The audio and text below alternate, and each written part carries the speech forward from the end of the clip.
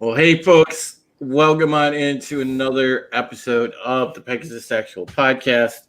Yes, I think we were functioning on bear time. I was in homage to bear nerd fun. I totally functioned on bear time this evening because we were having a very pleasant conversation backstage. So it was nice. So I'm very happy to be joined, as always, by the awesome author Stephen Welton and the lovely and gracious Raquel Briggs. Thank you. Very, very esteemed academic and published author in her own right. And then, of course, the awesome Jane Theory that has a great channel. And make sure that you check out Jane Theory stuff because she has been putting out some great content lately. So, yeah, absolutely check out her channel. And, of course, my man, Culture Casino, my buddy, thank you for being here. So last week we took a break and Bear kind of had his birthday. Hey, Cooper, Runner Studios, great to see you.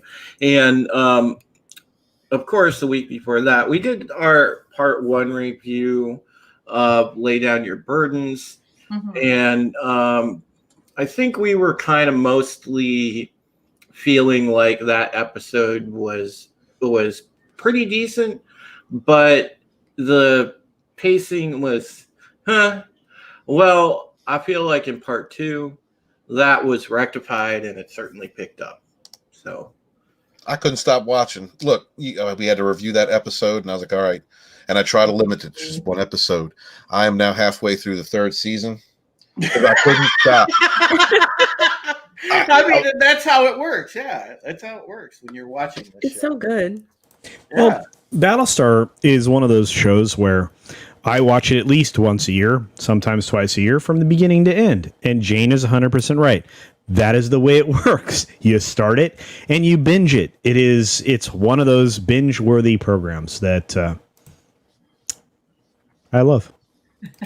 Yeah, and you know it's one of those that's always good on a rewatch, and there's not a lot of shows that have come on and been compelling to where they're always good no matter how many times you give them a rewatch, and I feel like this version of BSG always does that because there's something when you watch it that you'll always kind of pick out that maybe you didn't catch that very first time around or when it originally aired because you were so captivated at the time and just lost in the story, and now you could go through and rewatch and pick up the nuances or pick up things about the story that you didn't know were there, and they're like, oh wow, wait a second, I see that, and it's a great thing, and that's what makes a timeless program.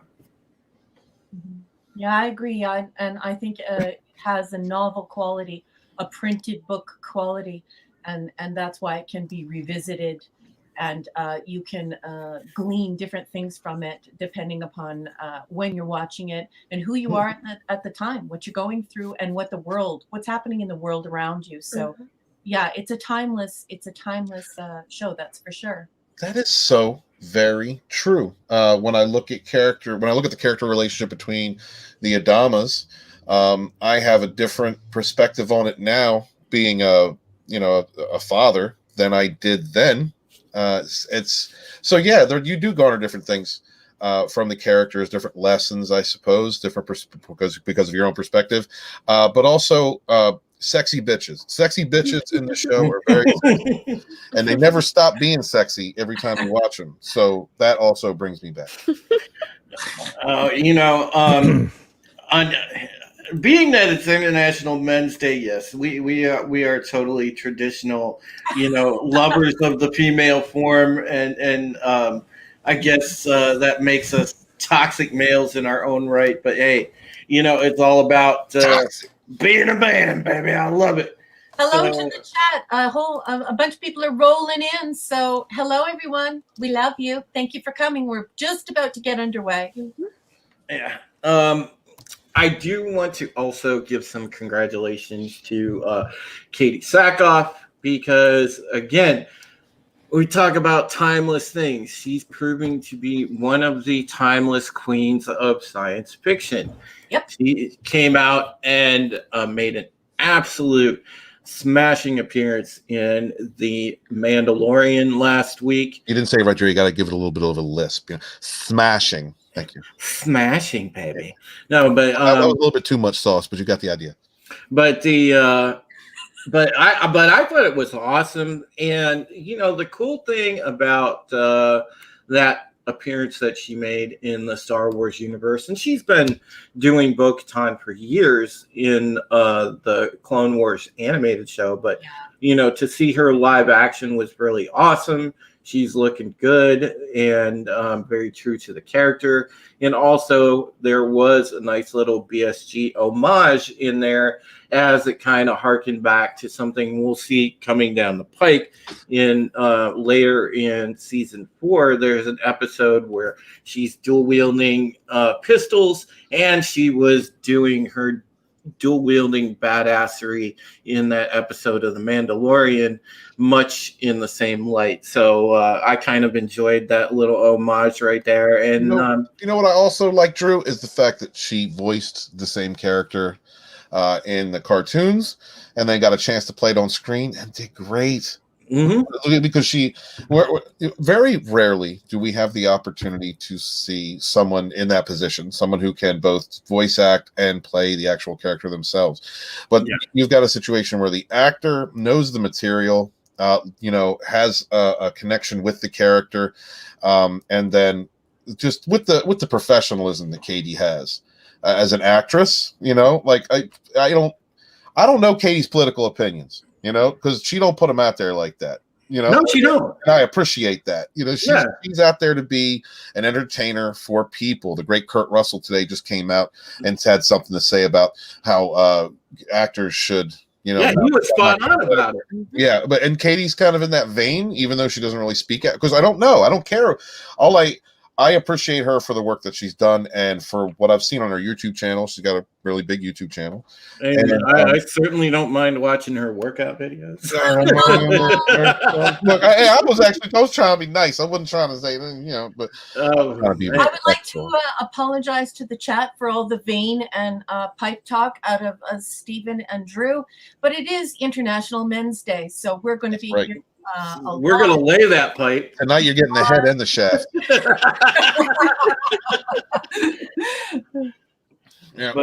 Katie. Back to my point. Katie had a chance to do that. I thought she did a great job, especially in a Disney Star Wars that is so contrived right now with politics. To just be able to enjoy something was nice, and that's how I viewed it. Yeah, the cool thing is too with her portrayal of Bo-Katan, especially in this last episode of Mandalorian.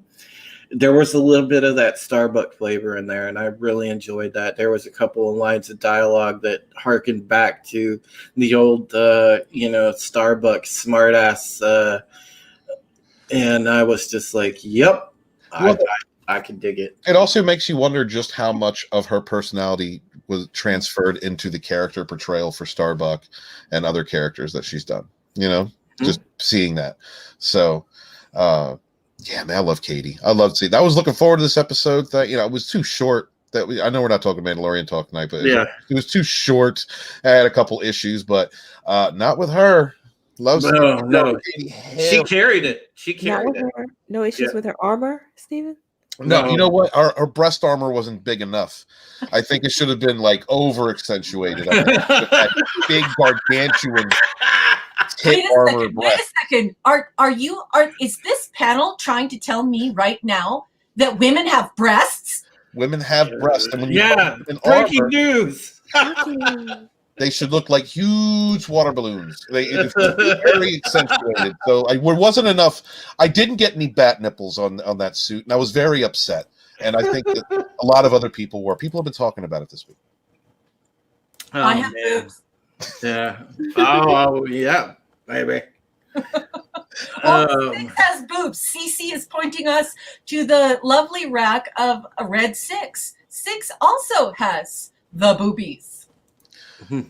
Yeah, CGH. I know that she's made some points, but see that's what Ichibaka does. That's what he does. He finds that information for you. But the thing is that had I not known about the Ichi's article, had I not sought out, like looked for that information, I wouldn't have heard it. I'm not getting beat in the head with She it. doesn't make it a point to Yeah. actually go out of the way to Yeah. criticize it. Even when she makes a political point, she's not putting other people down in the process. No, she's not. And you know, the thing is about her Twitter as a whole, you know, and I know because I've been following her for years. She hasn't really stepped over that line and been like obnoxious like a lot of the Hollywood cult is, where they'll sit there and, you know, blabber on about politics like every single tweet. It's just that's not how she does things. She, you know, she talks Right. about she talks about life. She talks about causes, like you know, like I am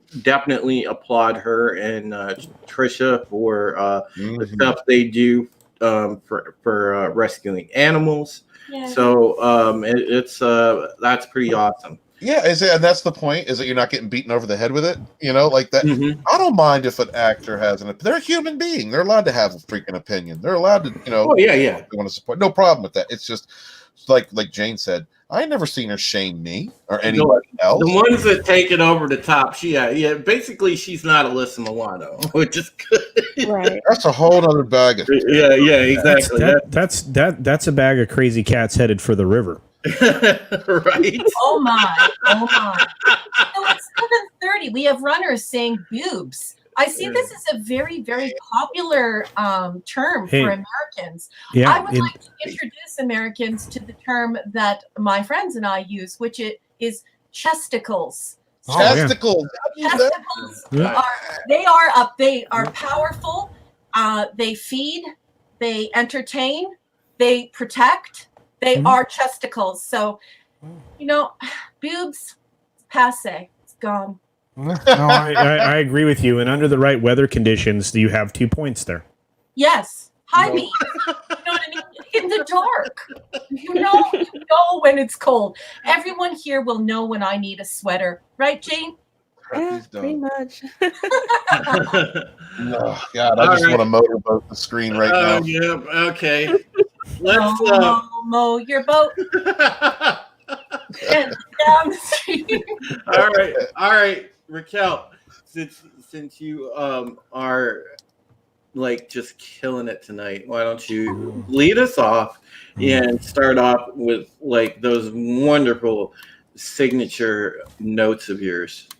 There we go. Guys, for those of you at home who are unfamiliar with this format, we used to do this show where we didn't have scene summaries, and people used to sort of scratch their head and scratch other areas of their body and say, I don't remember that part.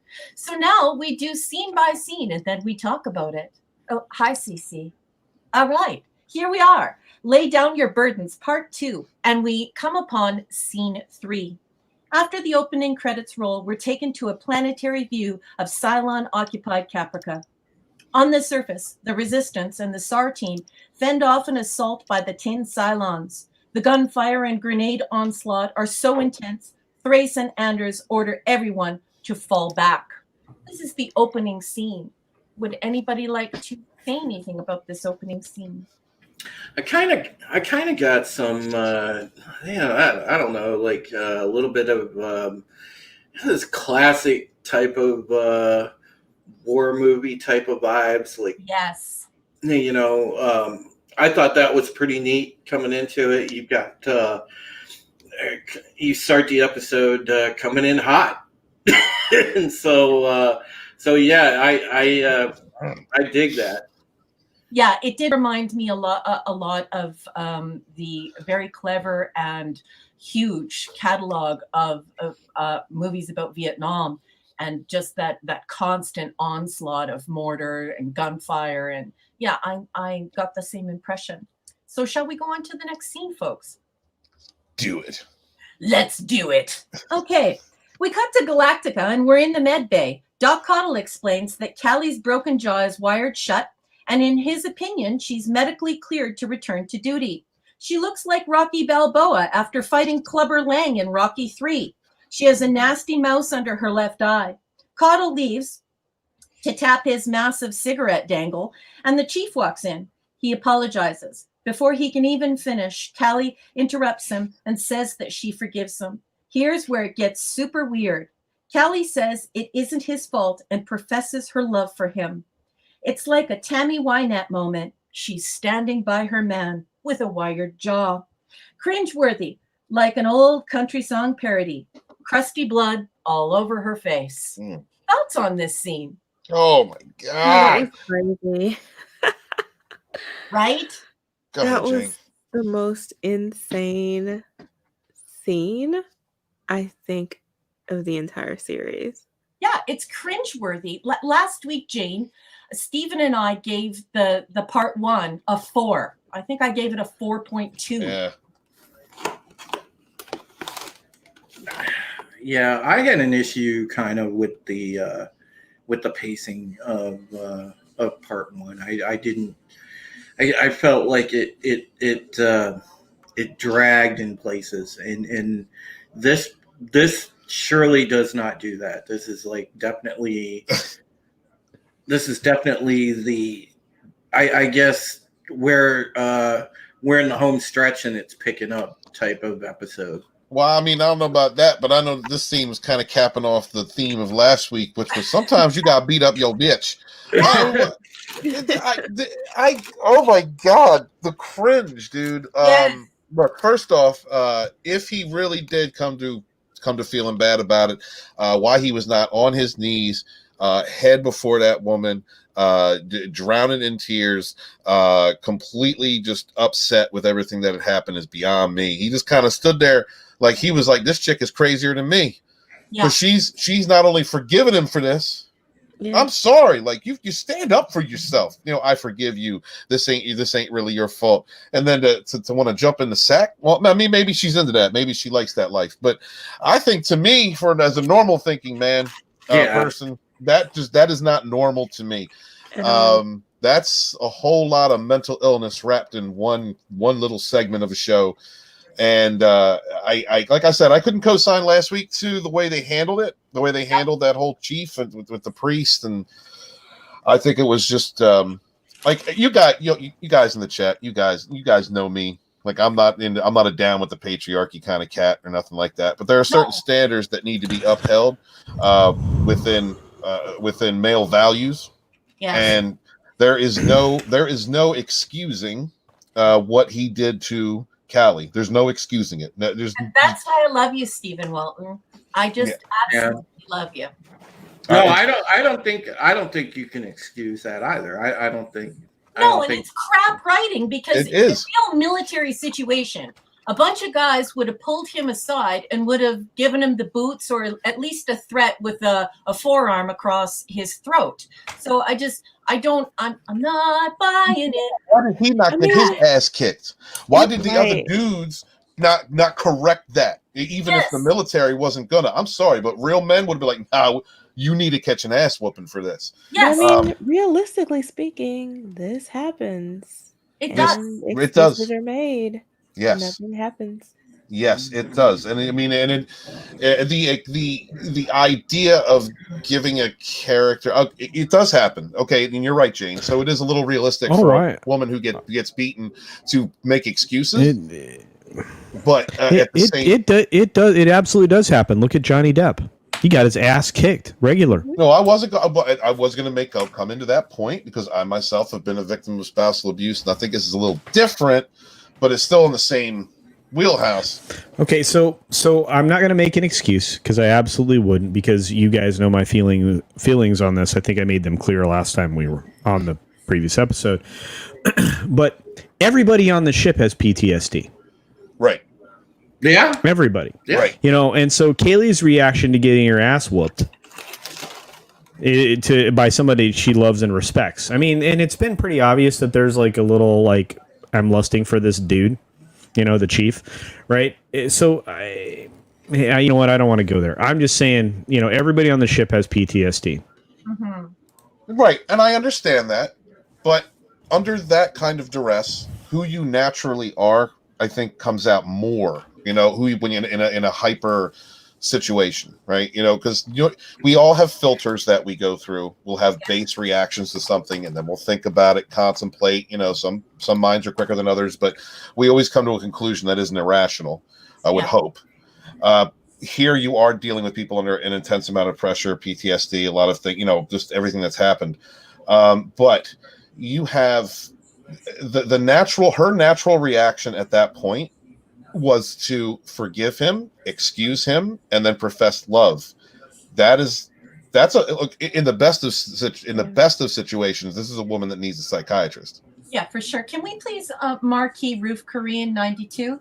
At Okay. 7:40 p.m., there's a code in the military, and abuse reflects your honor. Mhm. And herein, Roof Korean is making a very good point. This happened in the line of duty. This isn't, a domestic disturbance where the cops get called and bad boys is playing in the background.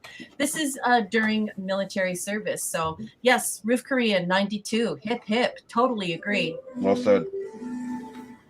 Yeah, I do think it was poor writing to reflect Stockholm syndrome and create that idea in the mind of the audience, and it's not done to a good effect at all. It is poor writing.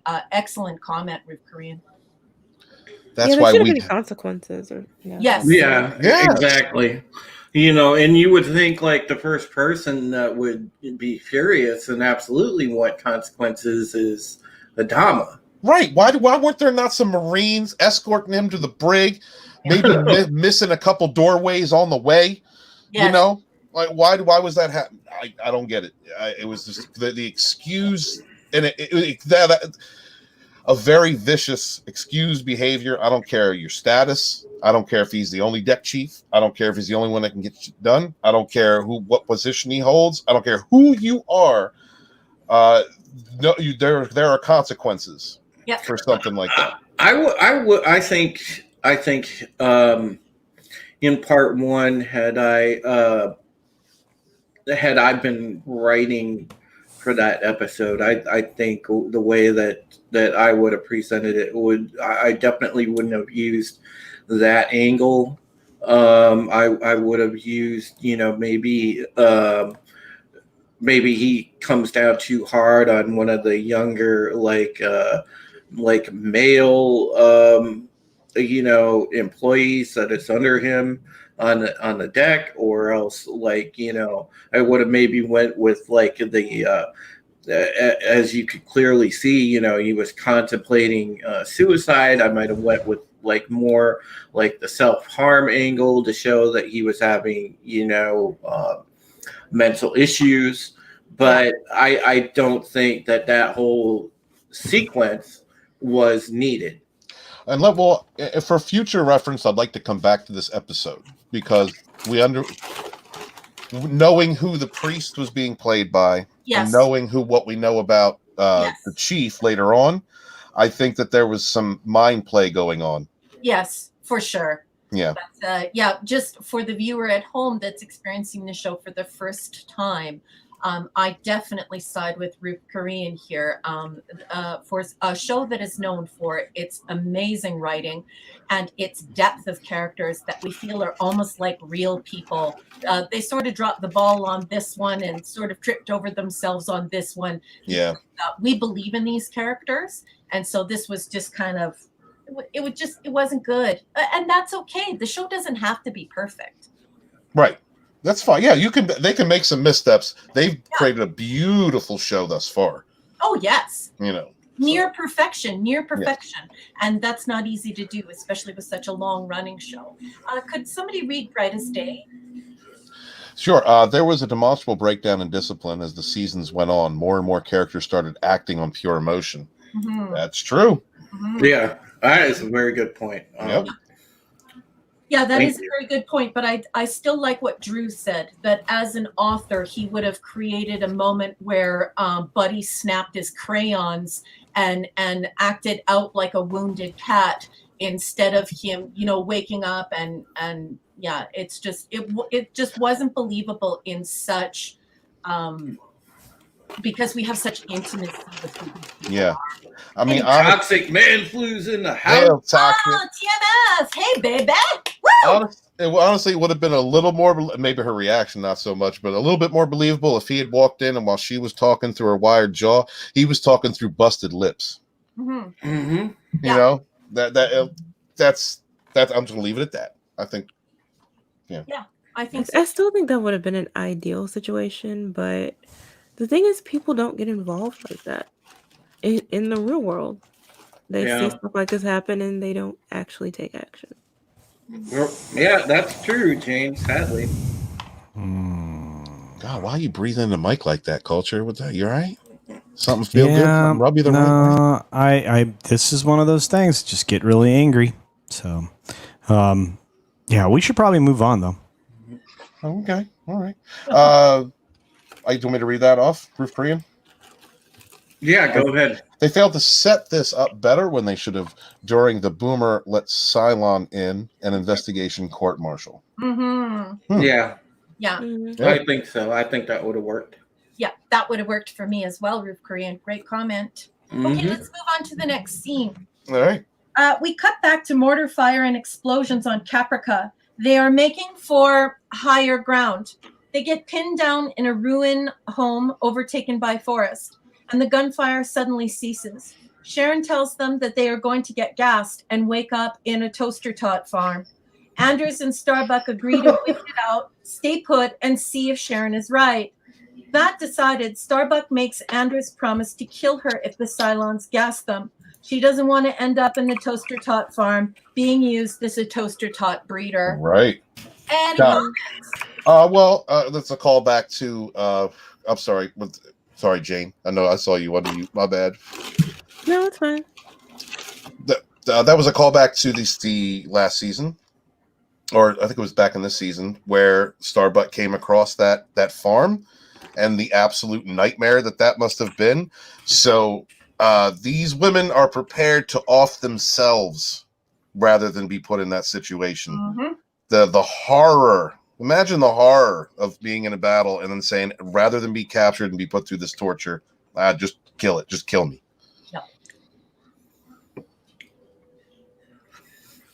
Yeah, it's very World War I, World War II. Here's your cyanide pill. Well, yeah, with that, and just it's the idea of being put in that farm.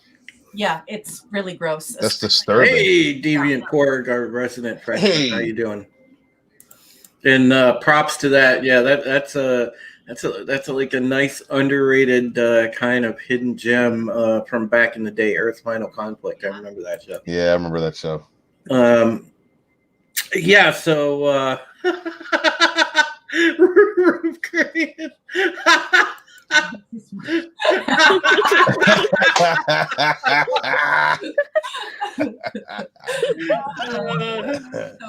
good. So this episode is actually approximately 20 minutes longer than any other Battlestar Galactica episode. So we should really start moving on with pace. Okay, guys? Mm-hmm. Hum through it, baby. And ladies. So we cut to the president's ship. It's Rosalind ranting with her team about Gaius's manipulations. Rosalind says she knows settling on this newly discovered planet will be a disaster for humanity. She tells Tori that she won't allow humanity to suffer or be exterminated because of Gaius's need to win an election. Tori and the audience know and understand that in this moment, Rosalind decides to concede her office if it comes to that. There is a sustained dark moment of silence where, without words, Tori says Gaius will be assassinated before he's allowed to gain power. This is savage darkness. They break the tension by talking about an impending meeting with Cavill, the tough love priest who took 5 minutes to absolve Chief of nearly beating Callie to death. So that's a scene. Anybody want to talk about it, or do you want to keep motoring along? No, motorboat. Yeah, keep going. Okay. We cut back to Caprica with Anders and Starbuck still penned down in terrifying silence. It's been 18 hours since the gunfire and mortar explosion stopped. The team is jumpy. Kara suspects they are being played with. She organizes the team to regroup and recon the area, see what the Cylons are up to. They proceed. The Cylons have quit the area entirely. John Cavill emerges from the pack to praise the gods, claiming it's a miracle. They pray to the lords of Kobol. We cut back to Rosalind on the presidential ship, also having a prayer session with John Cavill. Continue? Mm-hmm. Okay, we cut to Gaius and Rosalind in Adama's quarters. The room is dark, and Rosalind appears from the shadows to tell Gaius that she wanted to meet with Gaius privately, without the press. She asks him to have a seat. Gaius openly accuses her of pedestrian methods of deception. The gloves are off here, on both sides. Rosalind calls for a truce and asks Gaius for a joint statement to reserve talk about the planet until after the election, when the true viability of the planet can be studied. She asks him to pledge to fully engage the whole society in the choice thereafter. The quorum, the military, the public will decide after a full study of the planet. She appeals to him to transcend politics and put the survivors first. Gaius refuses and calls Rosalind desperate. Rosalind suddenly ejects a question from her deathbed fever flashbacks. Were you with the tall blonde woman just prior to the attacks? Gaius, who was previously exiting the room in a huff, stops cold. Six appears and announces to Gaius she knows. Gaius stalls for time and Rosalind asks again. Six breaks in. She can see right through you. Get out of here now. Gaius feigns innocence and says he saved Rosalind's life, and then he leaves. Any comments here? Yeah, I thought that was very, very powerful and a really good exchange here. You know, and I have to also agree with Korean's assessment. I still can't get over we are discussing this episode in particular, given the current day real world. Oh yeah, that's going to come up, brother. All of this apparently has happened before and will happen again. No doubt. And you know, the funny thing is, yeah, it's there, and then you got the whole you know, thing about as you were talking about Korean, the viability of the vaccine, and brightest day, you're both right. But the thing is here is this scene kind of encapsulates. You start to see that suspense building, and you see that okay, yeah, president's starting to put it together, and Gaius definitely was cornered at that point in time because, you know, the president was like, okay, you know, so you were with that blonde chick. And yeah, I thought it was great. One of the things I noticed here was that, yeah, she just doesn't know how to deal with guys at all. And once again, she's having a discussion. He's semi-open to what she's saying, but then she has to patronize him. And that just causes him to snap. And he completely rejects and shut down everything she's saying. He doesn't want to hear it anymore, and he is storming off. It happens every time they have a conversation. That's because she don't know how to treat him. What you got to do is you got to jump on that, right? Throw it down, jump on it, use it, and then leave. And then then you've broken Gaius. He don't know what to do no more. So and you then have to pull a Starbuck in order. And then and then you catching him whacking it off in a science lab sometime. That's how you break him. She doesn't understand that yet. She doesn't understand. Well, the thing is, you know, and hey, Parrot Head, great to see you. The thing is with the point Jane was making, I think that you're right about that, and that was a fault of Rosalind that a lot of people spotted. You know, God, I remember back in the day referencing the old website. Big topic on our forum is like, you know, is has power gone to Rosalind's head?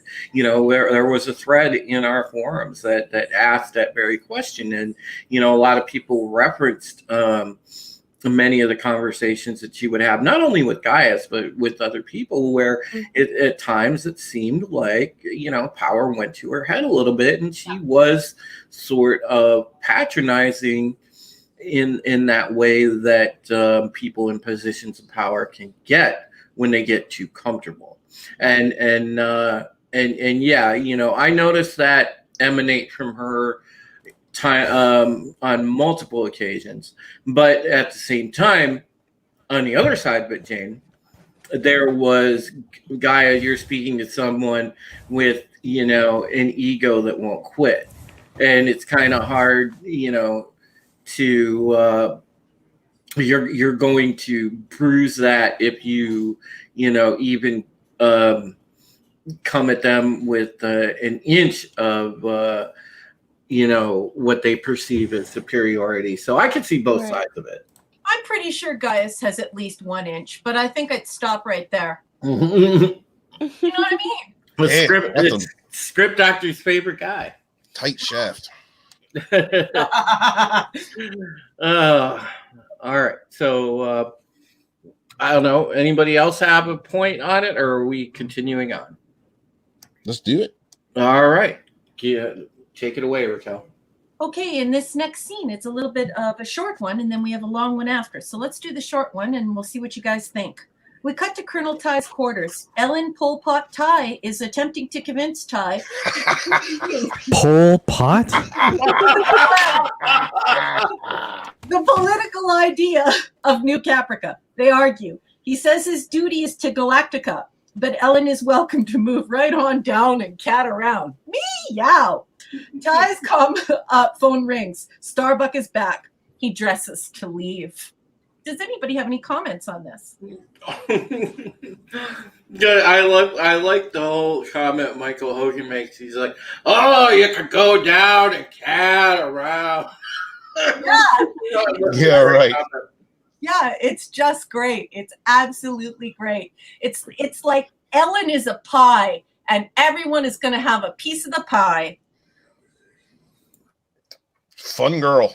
All right, so I think the interaction was funny, but it's strange to see now that people have gone through enough tragedy, or the change of perspective and personality, that here we are with these two having a conversation. You would have never suspected that. It's crazy.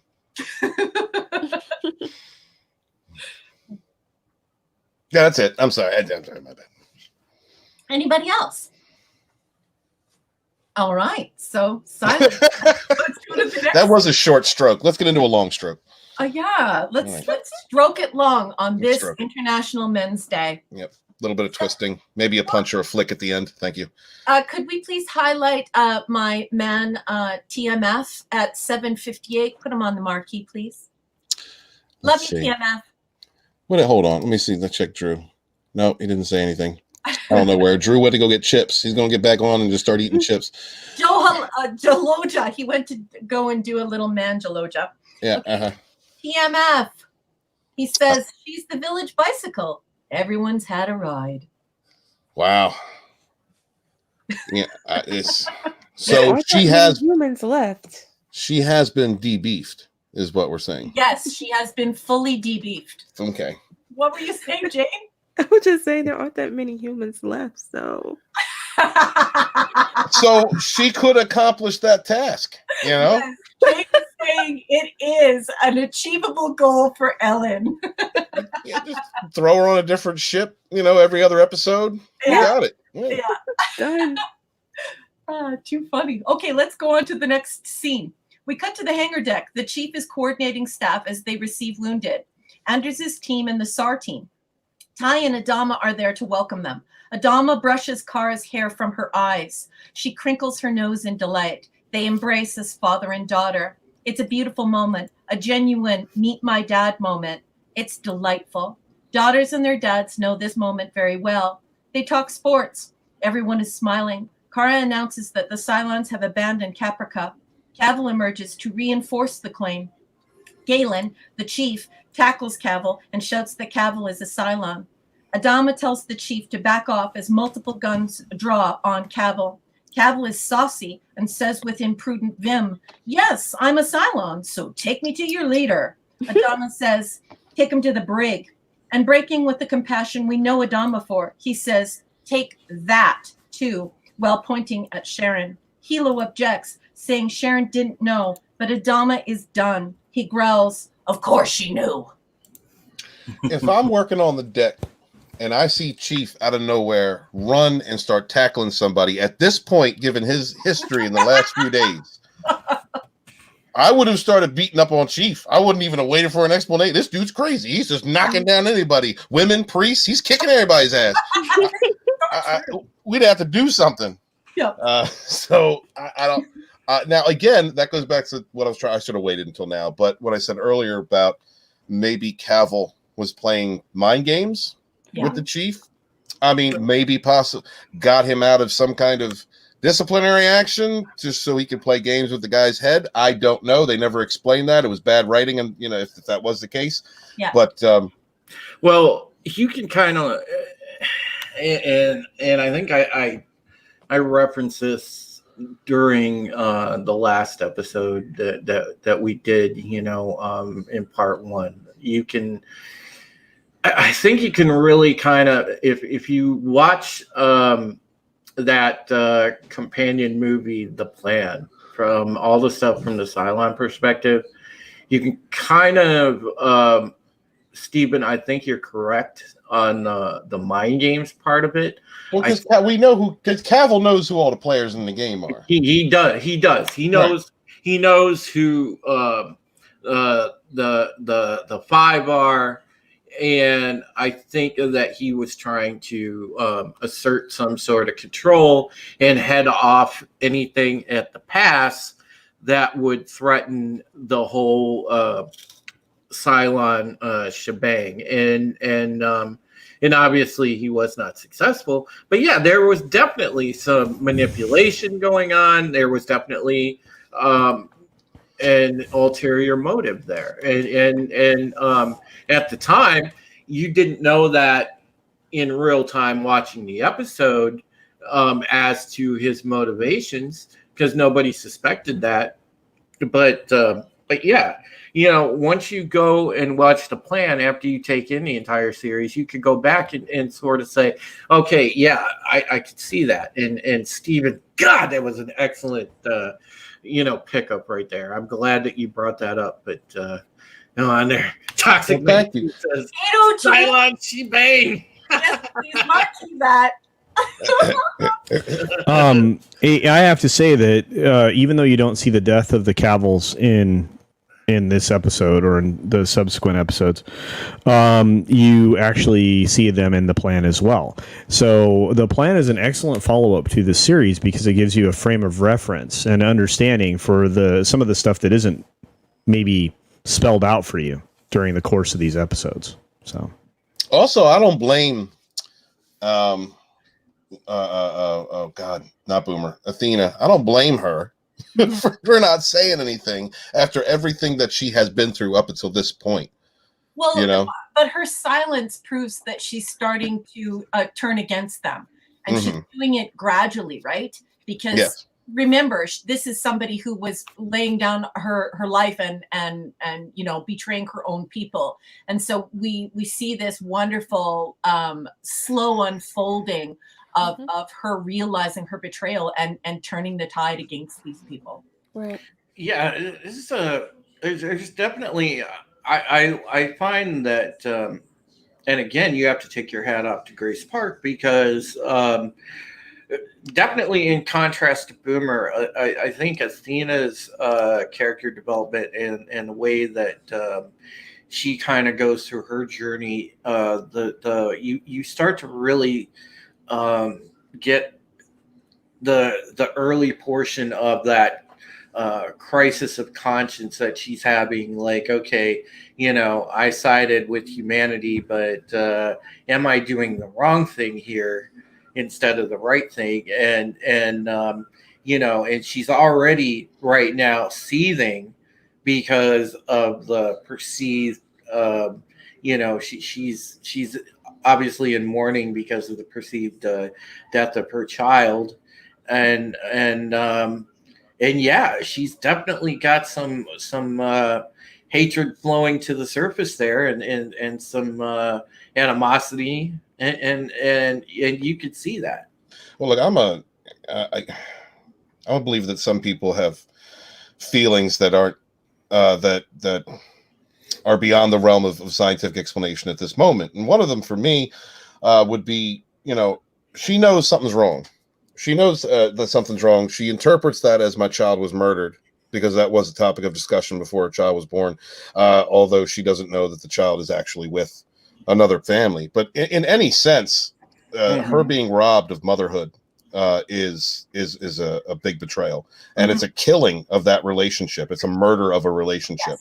Yes. So like her still having feelings about that, to me, I would equate to a mother's sense, like she knows something is wrong. So that's why I don't really come down on her decision making after that event.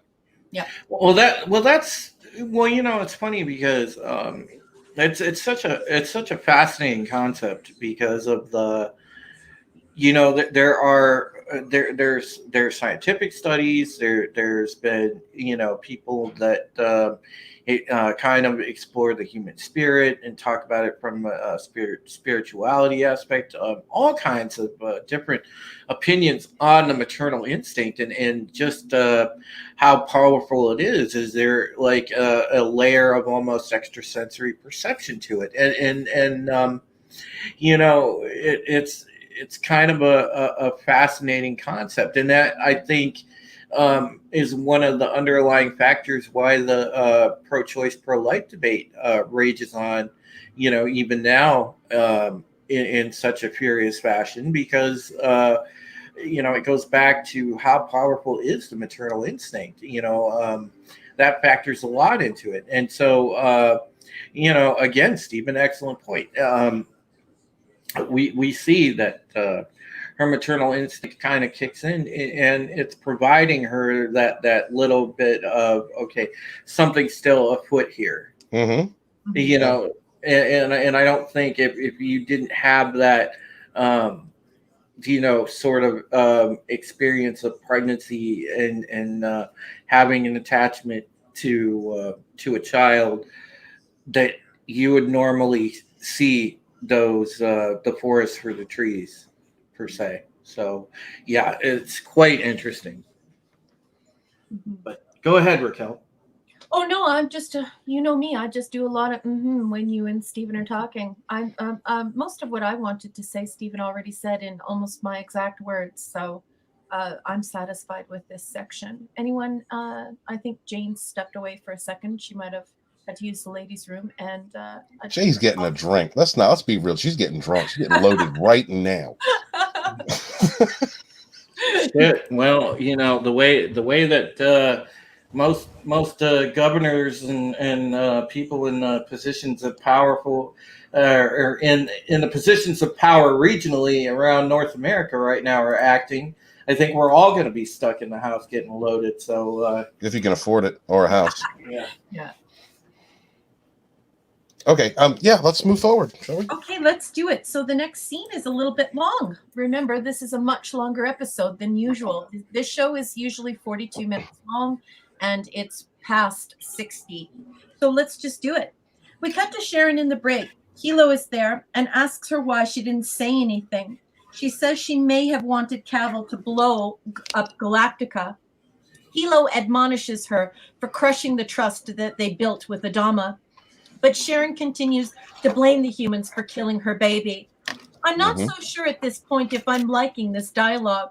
It seems more real that every time she said, they killed my baby, that Hilo would at least attempt to forward the claim that the toaster tot died because it was a cyborg with underdeveloped lungs, as Cottle warned them.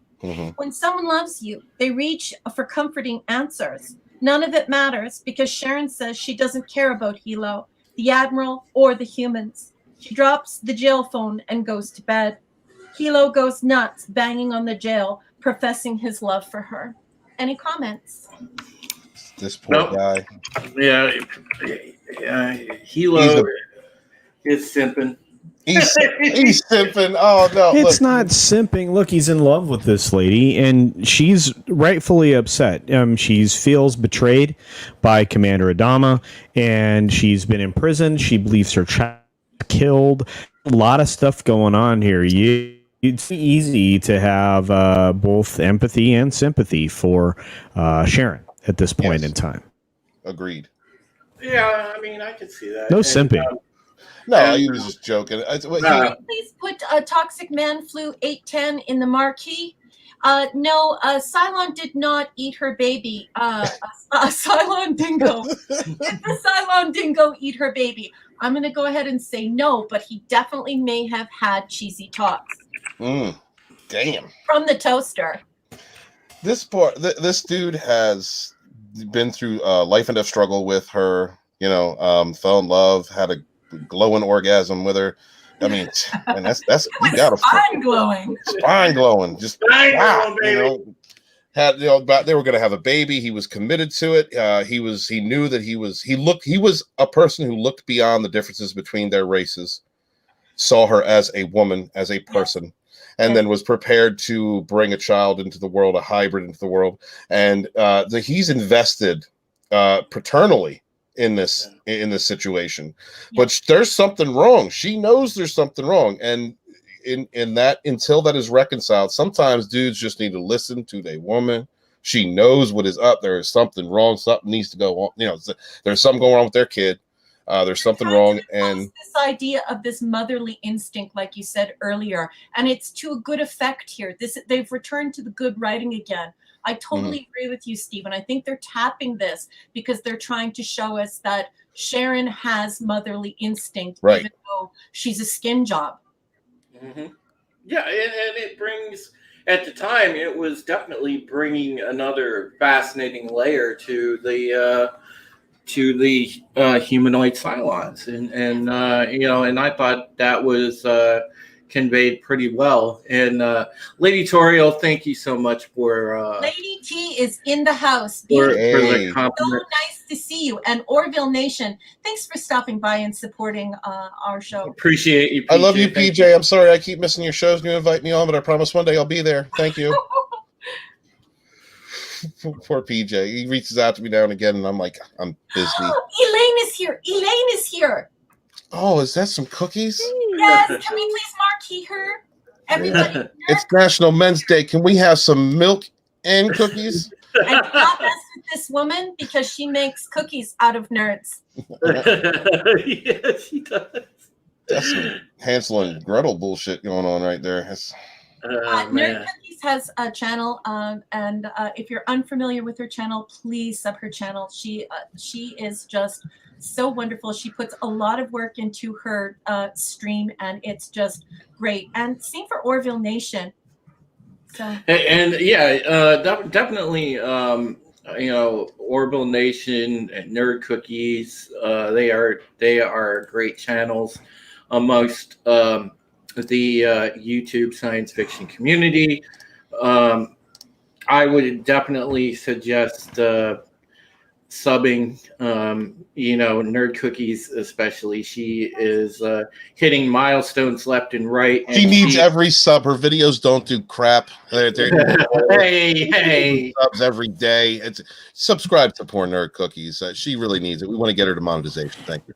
Well, but Nerd Cookies is the queen of Dune, man. She knows her Dune stuff. So if you want Dune videos about lore and everything else, go to Nerd Cookies, because Dune is like a Bible for me. So it's just great, and her coverage is nearly academic. It is so well researched and presented, guys. Anyways, CC, do you Steven, want to say something? yeah, Steven, Nerd Cookies is one of the biggest Rogue Entertainment channels, Rogue Entertainment affiliated channels. She's been monetized for a while, and if you would actually visit her channel and check out her amazing Dune content, you would know that. I go over there regularly and contribute to her channel via super chats or whatever's available. She's an excellent creator. You should know a little bit more about the people that support you, buddy. What's up with that? I'm on her show. I listen. You know When? what? My greatest claim to fame is that I do her Mandalorian review show on Sundays at 6 p.m. with Script Doctor and Final Death Star. And Sporking News podcast feels totally left out, and I love it. Yeah, guess who else isn't invited on that show? Who knows an awful lot about that show? It's Scott. Oh, fuck. Oh boy. Okay, let's go to the next scene, shall we, folks? Especially because Jane is now totally laughing her butt off. Okay, we cut to Starbuck and Anders celebrating. They are drunk, and I mean piss drunk. They're making out in an ugly fashion. Lee walks in on them. Starbuck rushes to hug Lee. She calls Anders her property, and she calls him Sammy, which he hates. They suck face some more. Lee watches awkwardly and interrupts them to introduce himself to Anders. There's more drinking. Then Kara fires a shot off the bow by telling Lee that he needs to get a girlfriend. Ouch. That's going to leave some shrapnel. Starbuck turns ugly drunk and mocks Lee for fracking Duala. Anders, who isn't as drunk, looks horrified and even disappointed. Lee says goodnight. Kara escapes the tension by talking about her own cheap thrills to the delight of Anders. Ew, ugly drunk people. Lee. Mean and nasty drunk people. They make up sloppy, ugly drunk style. Lee is pissed. He leaves Makes no sense. Nothing about that scene makes sense. Echo. Oh, I thought she was doing that on purpose. I thought it was for effect because every time she says Lee, it's like, oh yeah, she's leaning into that. Yeah, shut up, Steven. It's like a smooth, sexy. No, yeah, mostly shut up. Is there still an echo? No, you're good. Okay, You're good now. yeah. I just couldn't understand it because there's no comparison. Oh, damn, real. Oh, really? You seriously let Lee walk away? How? I don't Explain find it. any of the men on this show physically attractive. So I'm just, I want to hear more. And you have the floor. Tell us what you think, Jane. He is the prince of the show. He's a great fighter. He is hot. It makes absolutely no sense. Something is wrong with her. I guess. I don't know. Well, I'm with any way I could. I agree with Jane and Steven. You're wrong. Be quiet. I was gonna say Jane loves her little white manlets, doesn't she? These little pumpkin spice manlets. Jane, man, listen, that's Mrs. Leodama right there. You can't. Jane would have been in that doorway, ready to sweep that prince off his feet, and that's what was missing. I used to be that hot. She'd have been like, "Hey, show me the arrow of Apollo." Look, I know. Oh my. Oh my. This dude is. Elaine, that's very, very sweet of you to say. I appreciate you so much. Thank you.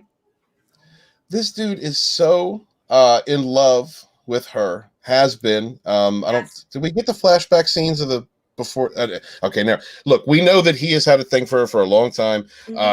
He dismissed those feelings because his brother was hot for her, and here we are years later. Developed this relationship. You know, she's close with his dad. She's a part of the family already. So it's a shame to see. Look, I love Starbuck. All right, but she's definitely a crazy woman. I would give her my name and regret it. Talented Gaius, and then just walked away like she blew her nose. Please continue, sir. Yeah, she's emotionally everywhere. She is just emotionally everywhere, and I feel bad for Lee being in love with her. I can understand the attraction. I can understand the familiarity, and you know but you know, man, he needs a Jane theory, but he only got a Duala. So, hey, we got a Boxy theory. We do. Boxy theory number 1893. Boxy was the only master whiskey distillery left in the colonies and worked 18 days to make all the booze drunk in this series. All right. Yeah. I mean, somebody had. Where did they get all the liquor from? Right? Wouldn't it run out at some point? These people drank. It's easy to make. Boxy made all the ambrosia. I guess you can make it out of anything. Well, they have the still. They got Chief still, and Yeah. Chief's whiskey will make you punch drunk. All you need. Wow, dude, that was weak. Oh, Anyway, wow, really? all you need is yeast and sugar. You can make anything alcoholic. Give me a 2 or 3 hours, and I will get you hammered. So. Oh wow. Okay, party at Culture's house. Yeah. You'll probably die from multiple organ failure. Renal failure. But you will get drunk. Possibly go blind. Well, you know, if you get methanol, all you have to do is counter it with ethanol. That they cancel each other out. It actually keeps you from dying. Yeah. So just in case you ever get pissed drunk and blind, you know to go the other direction. So there you go. I'm gonna go with port. I'm just gonna go with port and maybe a chocolate. I make an amazing dessert wine out of pomegranates. So yeah, pomegranate port. It's very, very good. It's very popular. I package it in a blue bottle. It looks pretty amazing. So Wow. it tastes even better.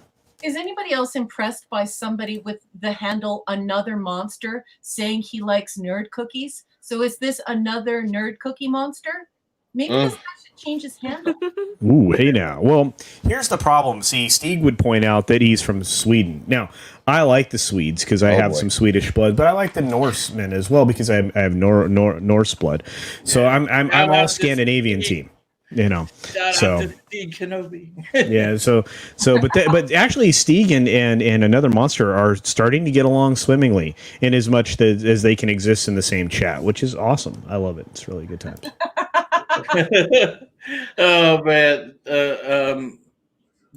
Jane obviously celebrating Leodama. Women's Day.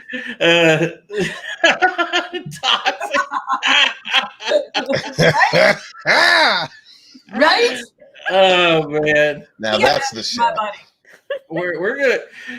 Oh man, I feel like half the time our chats turn into Pornhub searches. I really do. We go very FM radio, and we're almost past FM radio. We're almost like we need to be on We're on satellite radio now. I would like to note that Raquel gave us the term debeefed. All right. This is true. This is true. We can never not debeef that. Yeah, man. The debeefing is coming, Culture. Yeah, you cannot debunk the debeef. Oh boy. All right. So let's get back to it, Raquel. On that note. So we cut to Caprica Cavill meeting with Rosalind. They drag Galactica Cavill in while he's yelling about being human. The skin job toaster is out of the bag. Adama and Ty come into camera view as the two Cavills take their place in their cells.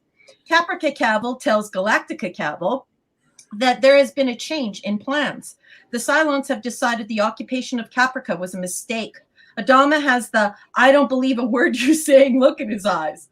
Ty is in full stink eye mode as well. Cavill says a 6 and an 8 have changed the prevailing opinion of the skin job Cylon leaders, that the occupation was wrong. Cavill tells them the 6 and the 8 are war heroes who want to reform and make peace. Rosalind breaks in to remind them that the planet is a nuclear wasteland. Adama echoes and amplifies by asking if they are supposed to be grateful for this new revelation. Cavill says the skin jobs also concede to the error of pursuing them, as though the chase is over.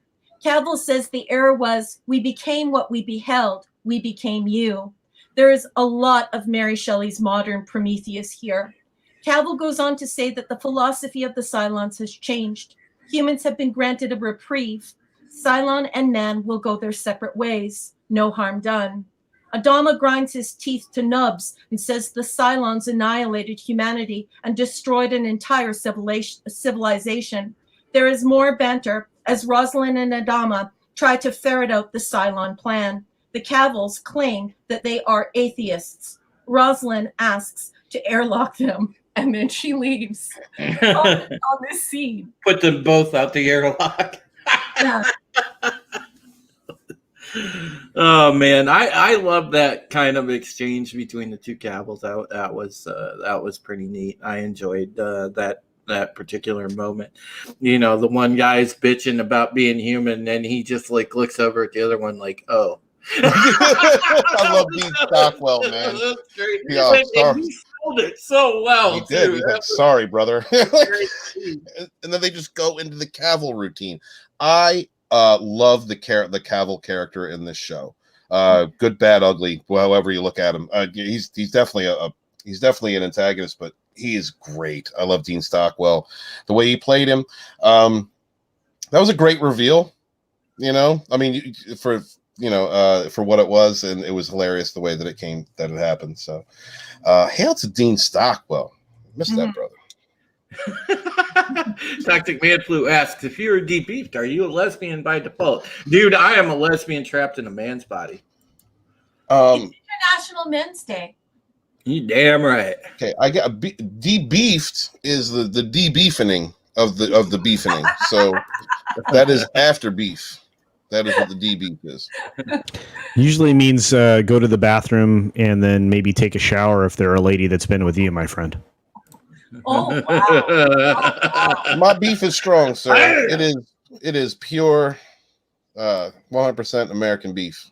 And while we're talking about that, this year's theme for International Men's Day are the health issues that affect men and boys. So today, try and put a little emphasis on that in your reading and in your conversations. Absolutely. Wash your dick.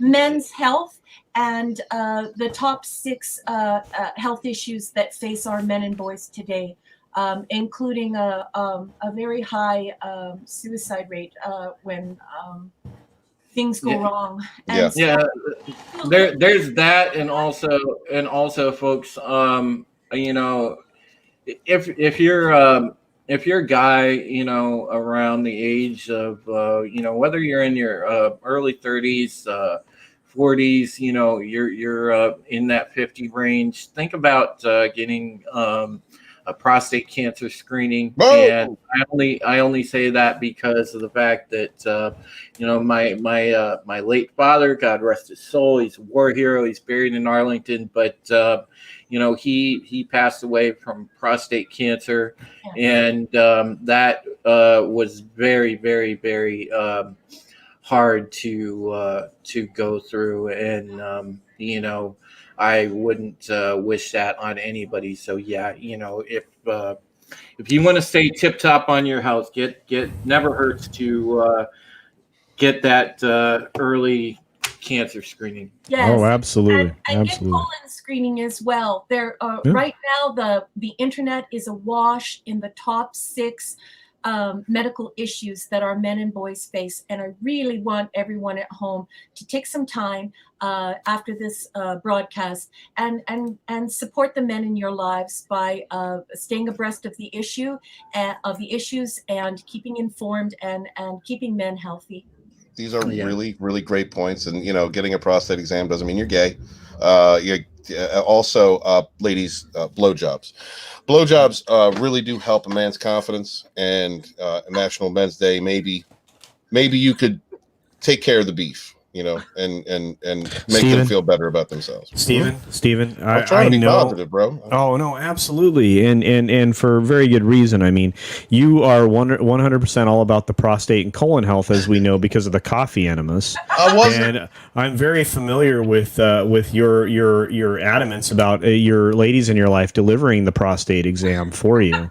You know, I do not like to be milked, so sir. I understand. No. I am not I've to heard be plenty. milked. Well, apparently, you know, then you just like your coffee without cream. I don't know, but I'm just saying, you know, Stephen, you really need to be, you really need to bring that awareness to the community, you know, with your enema kits and your coffee blends and everything that work out for the community. You know, I was trying to say something very positive, and you had to It go didn't into work. propaganda. It didn't work. It didn't listen, work. It didn't work. Drew, would you please put in the marquee nerd cookies at 8:28 p.m.? Thank you so much for that comment, Elaine. Yes, prostate cancer is one of the more treatable forms if it's caught early. So be vigilant, be proactive, folks, and take care of your health. There are a lot of manly men out there who just suck it up and move on and try and pretend like they're not hurting. You know, please take care of yourselves. Today is the day that the world gets to remind you to take care of yourselves. Also, and I'm repping Nerd Cookies because she's not here on the panel. So hi, Nerd Cookies. Also, little known fact for anybody out there: there is a higher depression rate amongst men during the darker seasons of the year. It's kind of not. It's a fact. It's a statistical fact. Less hours in the workday, more darkness. These less light in the sky actually does have an effect on men. It's kind of like our yearly menstruation. So we can use all of the, especially those of us who are unable to work because of the lockdowns. Those of us that have issues, and those of us have issues supporting our family. The male ego is very built upon strength, projecting strength, taking care of those, being a provider, and some of us can't at this time. So going into the darker months, just try and realize that. And if you feel that there's someone around you, male or female, there's somebody around you that's going through a lot of depression, reach out. A little bit of love, a hug, that can mean a lot and can mean the difference to anyone who is going through these difficult times. Yeah. There's my serious pitch. Yeah. Well, okay, and that at least. Fuck. Oh my! As we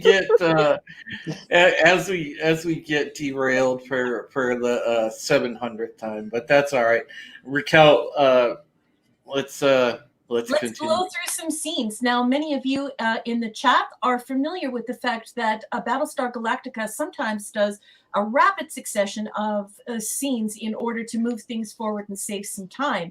And that is the case here. So we have 5 short scenes, and I'm going to skip-diddy-doo-dah with you through them. So we cut to a shot of Galactica from space. It's election day. We cut to the ballot counting. MPs assemble the ballot boxes from all the ships. We cut to the media reportage and the ship-wide listening in. Zarek is skeptical about the voting process. Then we cut to Tori making a phone call. She tells the person on the other line, quote, "We need to move now." Then we cut to Ty on the phone saying, "I'll take care of it." Ty is in the counting room. He singles D. D excuses herself to Gata. D enters the corridor and stops the Zephyr team and asks them to relinquish their ballots. The Zephyr team protests that the ballots must go to the count room, but they relent. D's men take the ballot boxes. We cut to Gata unsealing the Zephyr box. We cut, and then we go to another scene where we cut to the radio reportage. The numbers have swung dramatically towards Rosalind. Jubilation on Rosalind's team. Gaius and Zarek discuss a fix. Gaius says Rosalind is many things, but she's not corrupt and she's not dishonest. It's just over. Then we cut to Adama congratulating Rosalind over the phone. He asks her if she's shocked. She says she's relieved, but something is rotten here and everyone can smell it. Thoughts?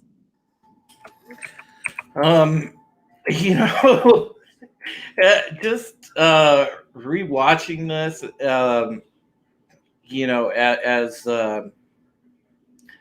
as we're going through, as Ruth Korean alluded to earlier, as we're going through currently what's happening here in my country. Oh boy, I didn't at the time. I was kind of, in a way, rooting for Rosalind, but now on a rewatch and knowing what I know and seeing things play out in real time, I was like, wow, it really kind of pissed me off. So, um, take of it what you will, but I still think the sequence, as far as the story was pretty darn good, but it speaks to the desperation of the fact that they knew they were on short footing to win the election because of the fact that like Baltar completely sold living on New Caprica perfectly. And it was definitely an uphill battle to try to beat that. Oh yeah, I do a great scene. I would also like to announce that I would like to add Rekha Sharma to the future ex-wives list. Oh my God, I love Tori. That's a beautiful character. I would give her my real name. I would make babies with her. She is gorgeous. Love that character. Also, yeah, decent enough, I guess. No, honestly, with all the mirroring going on between what's happening right now and then this whole scene, these scenes that are about to unfold, it's a very interesting parallel to understand that. This was back in the early 2000s, and there was also a debate that happened in the early 2000s about a presidential election that also took but 2.5 weeks to sort out. So that was on the minds of the writers. And then here we are again reviewing this show, and it's still relevant. The idea, the concept of a rigged election is still very relevant. Yeah, I mean, there's a lot of people that he would watch this now, and you'd be like sitting there, like we talk about interesting concepts like predictive programming, and it's like, wow, what did they know? But it's also the point that these allegations happen every election. It's just they're not always so public, or there's not always as much attention drawn to them. But Well, yeah, and Jane, you bring up a good point, because it makes for a fascinating debate that obviously this isn't the time or place for it, but we could definitely ask the question aloud. Has it just always been this way, and it's illusion of choice? Are we just stuck with the illusion of choice, and maybe it's just always dirty and predetermined?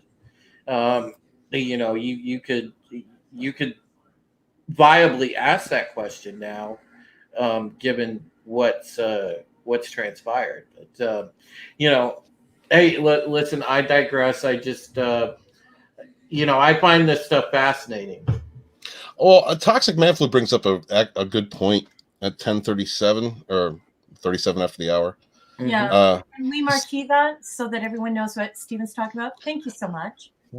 Listen, with that few humans left, you can't have democracy and survive. You need a chieftain, which is why I look to some of the show with a grain of salt. Absolutely. And I concur with that.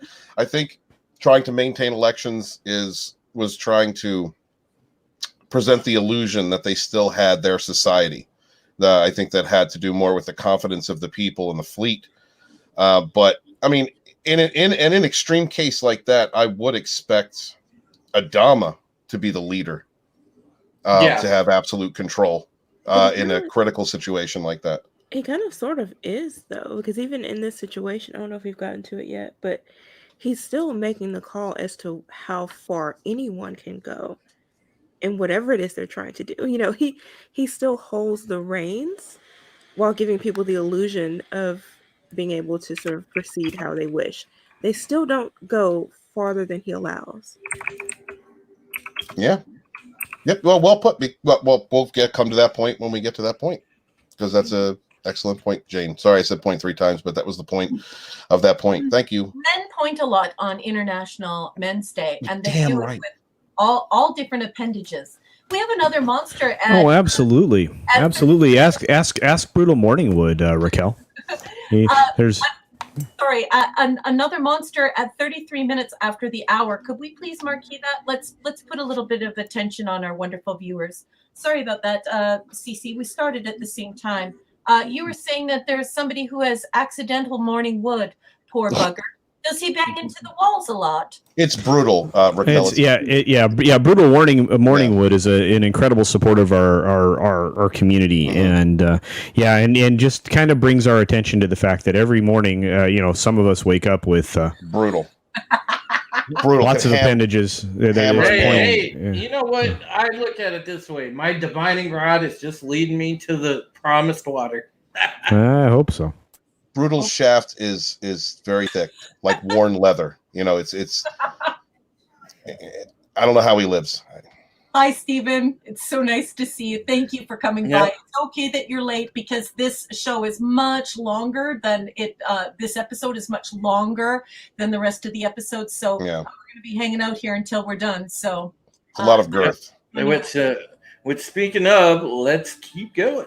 Let's keep going. Okay, so we cut to the counting room. It's Gata. He asks to speak with Colonel Ty. Gata says there is a voting irregularity. All of the ballots from the Zephyr were sent with a typo in Gaius's name, but the ones in the count room have no such spelling error.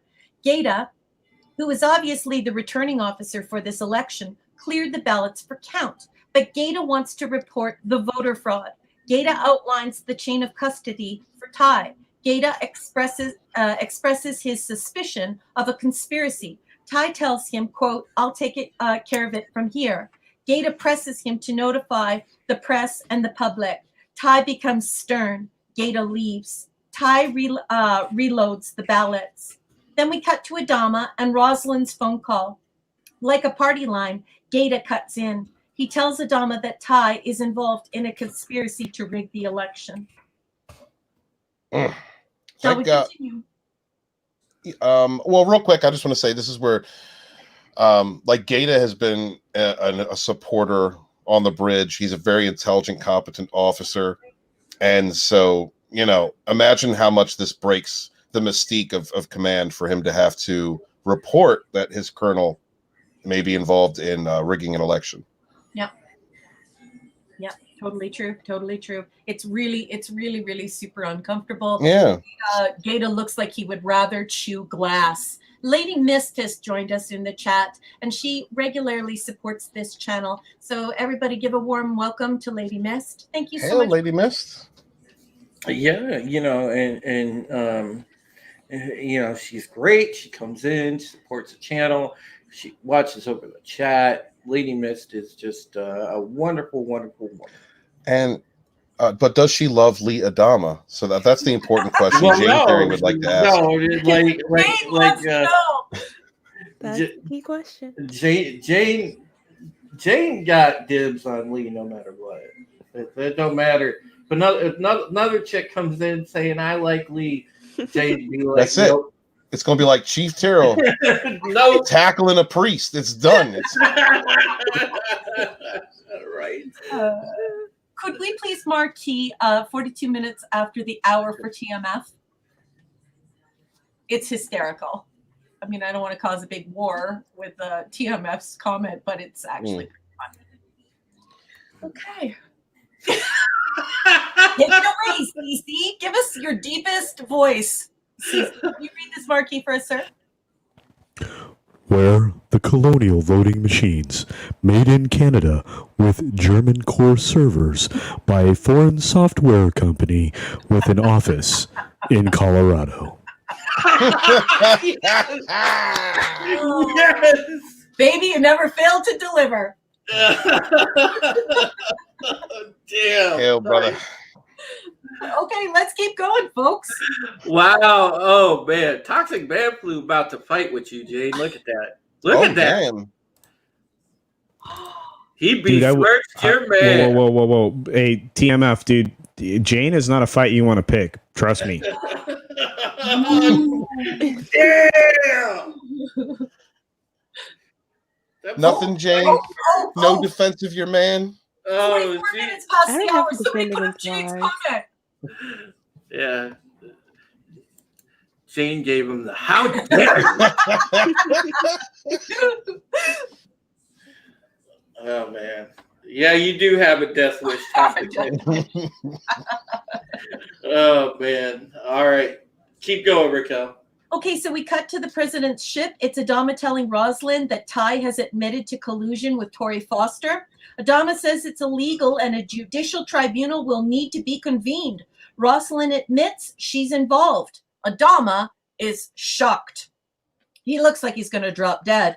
Rosalind opens up about how she knows Gaius is working with the Cylons. Rosalind outlines her abilities as a seer. And once again, we're getting into that Greek mythos, right? And then we have Adama reminding her that she has no proof. Adama asks her if they can live with the decision as criminals. He says that this kind of crime would kill Rosalind inside. Adama plays to her conscience. They agree to concede the election. Any comments here? I wish Biden, but never mind. Okay, now I'm done. Okay.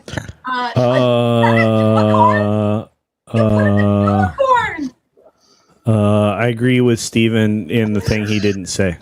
Okay. So we'll go to the next scene then. Thank you so much. We cut to Adama meeting with Gaius. Gaius is smug and self-righteous about the tabulating error. He openly accuses Adama of committing voter fraud and threatens an investigation. Adama grinds his jaw again and growls that Gaius should take his victory and leave it at that. Gaius poops his pants a bit, but Gaius is clever and hides his fear behind his new title, knowing a military man like Adama respects rank and title order.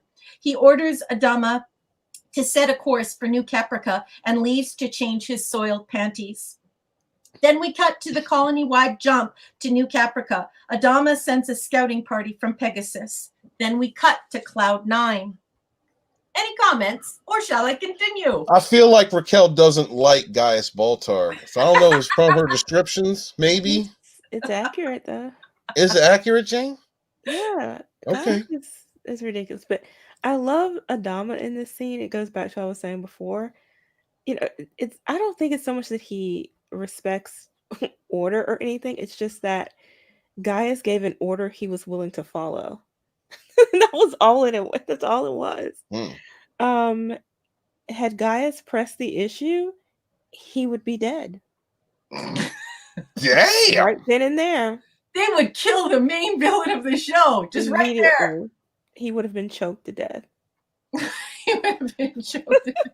Toxic, you need to rethink your position on Lee Adama right now. Look at what you've done to Jane. I know, she got vicious. Jane's now imagining people choking other people to death. TMF, I blame He you. would do it. Like a badger. He would do it. The Adamas don't play. The Adamas don't play.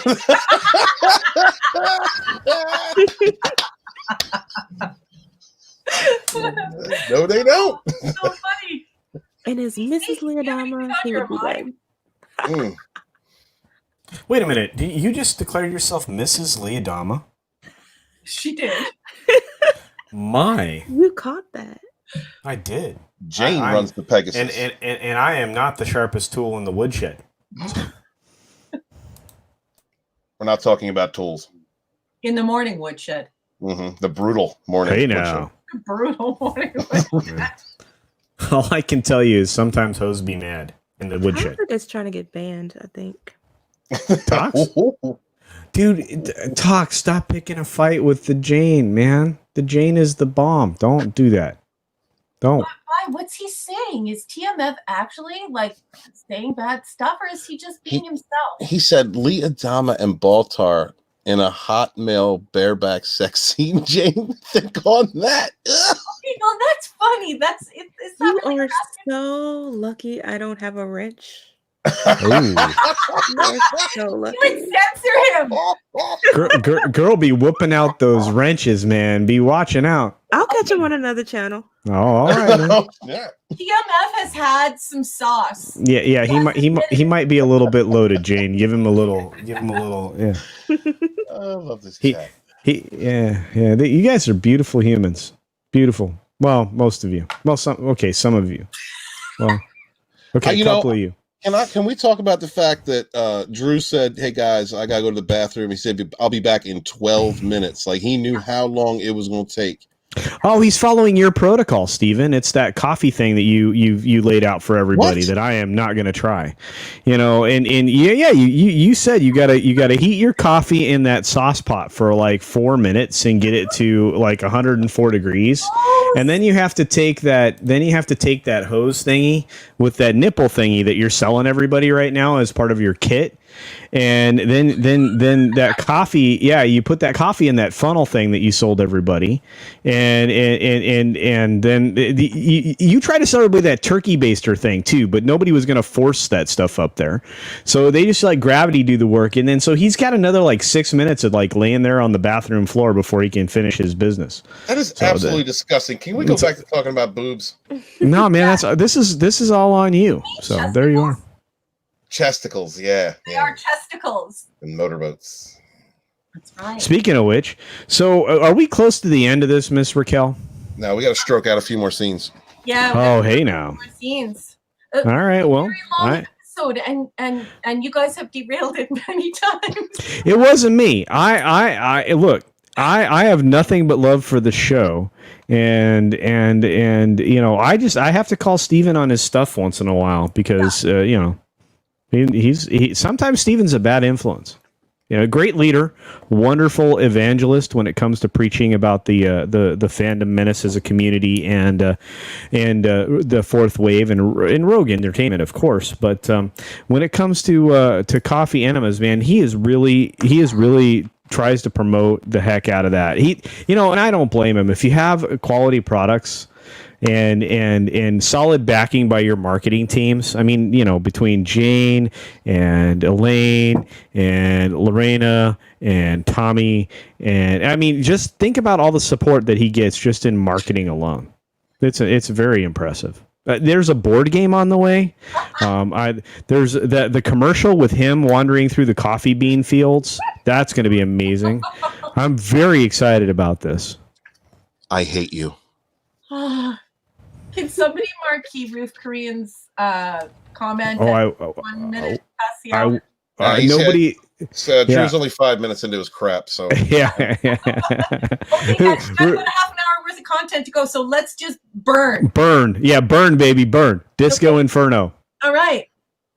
We cut to a scene. It's the original Gangster 6, and Gaia's sitting in her room. He tries to gloat about his new position. The OG6 drops a relationship bomb on Gaius, saying she won't be going to New Caprica to rekindle their relationship.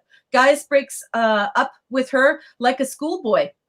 The original Gangster 6 asks him to stay and starts disrobing.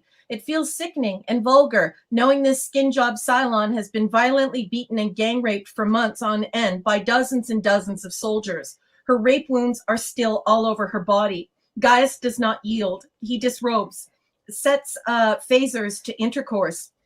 These two shamelessly exploiting one another is so gross.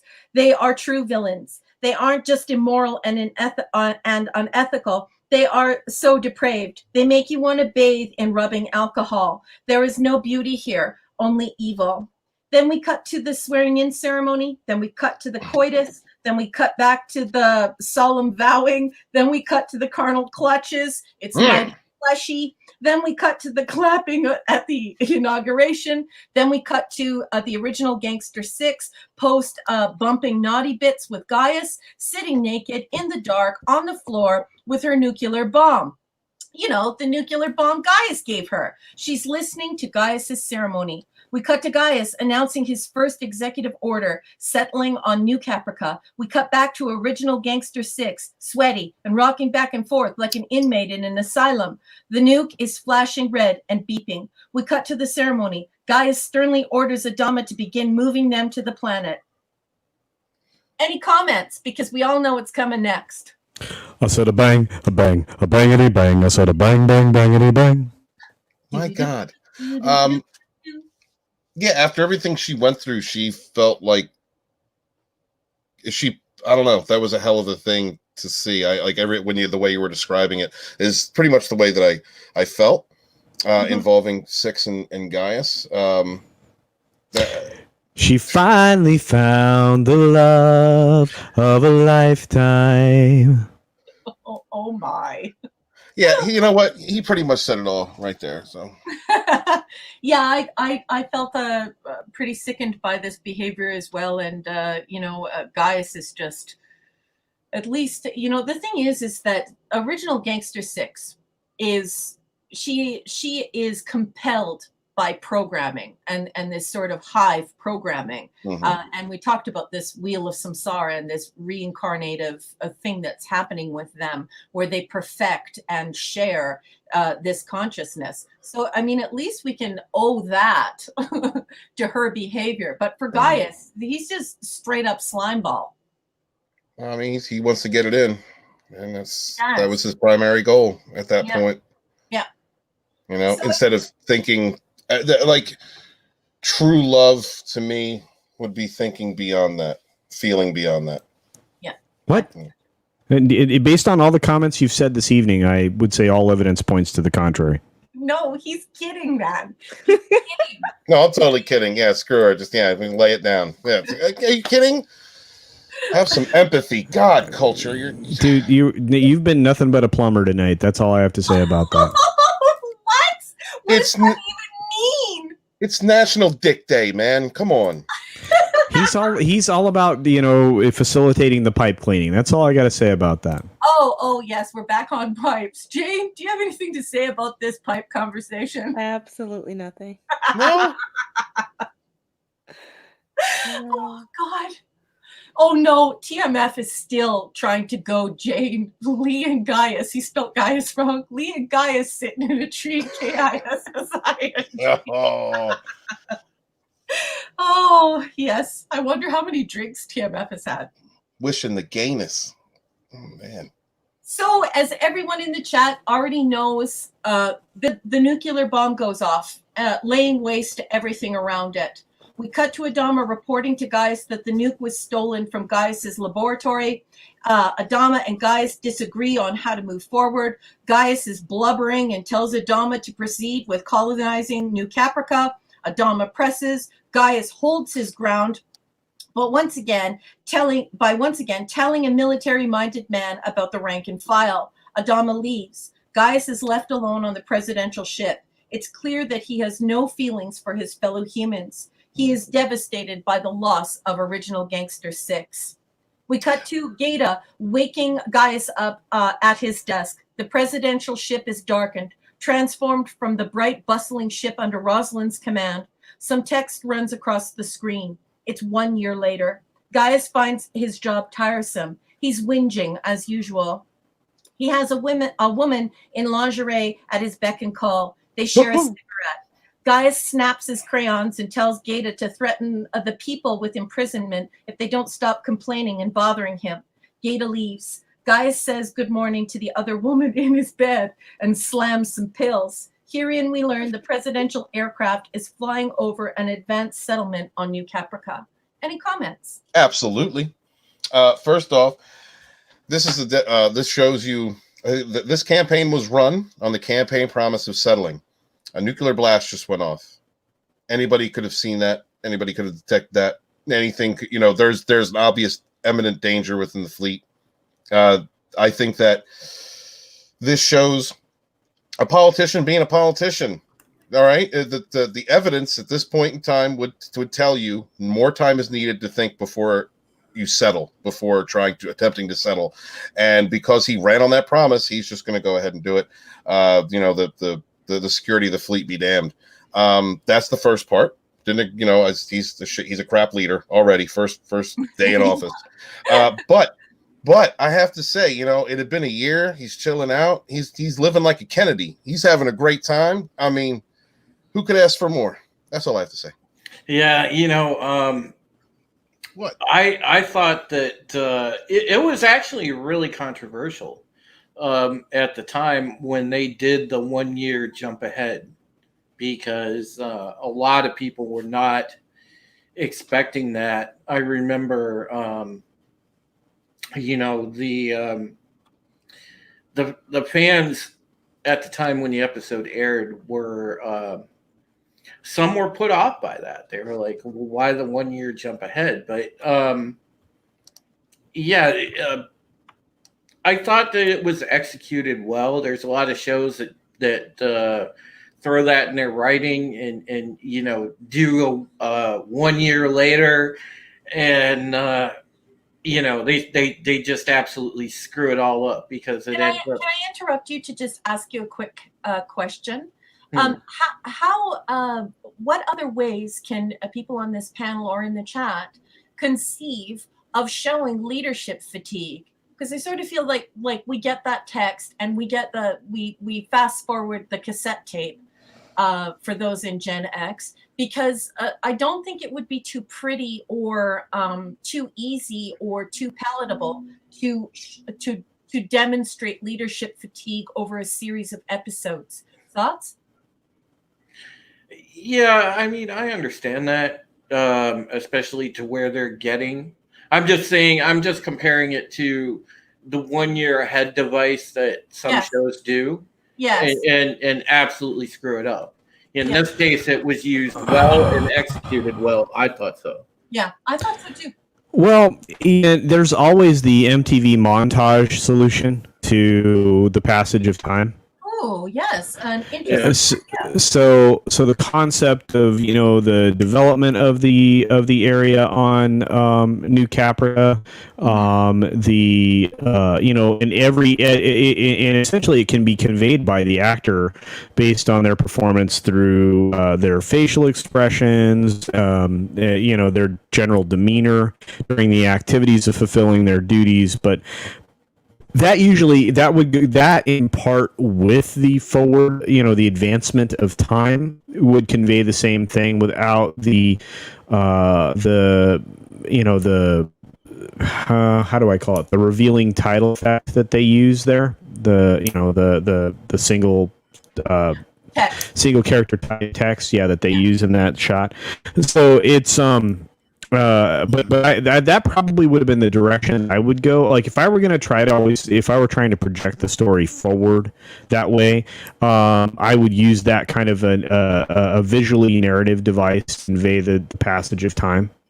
You could always do a seasonal shift shot as well, like, you know, in betwixt all of that montage editing, but it conveys the same sentiment. I mean, we've seen the passage of time done in various ways, you know, very similarly.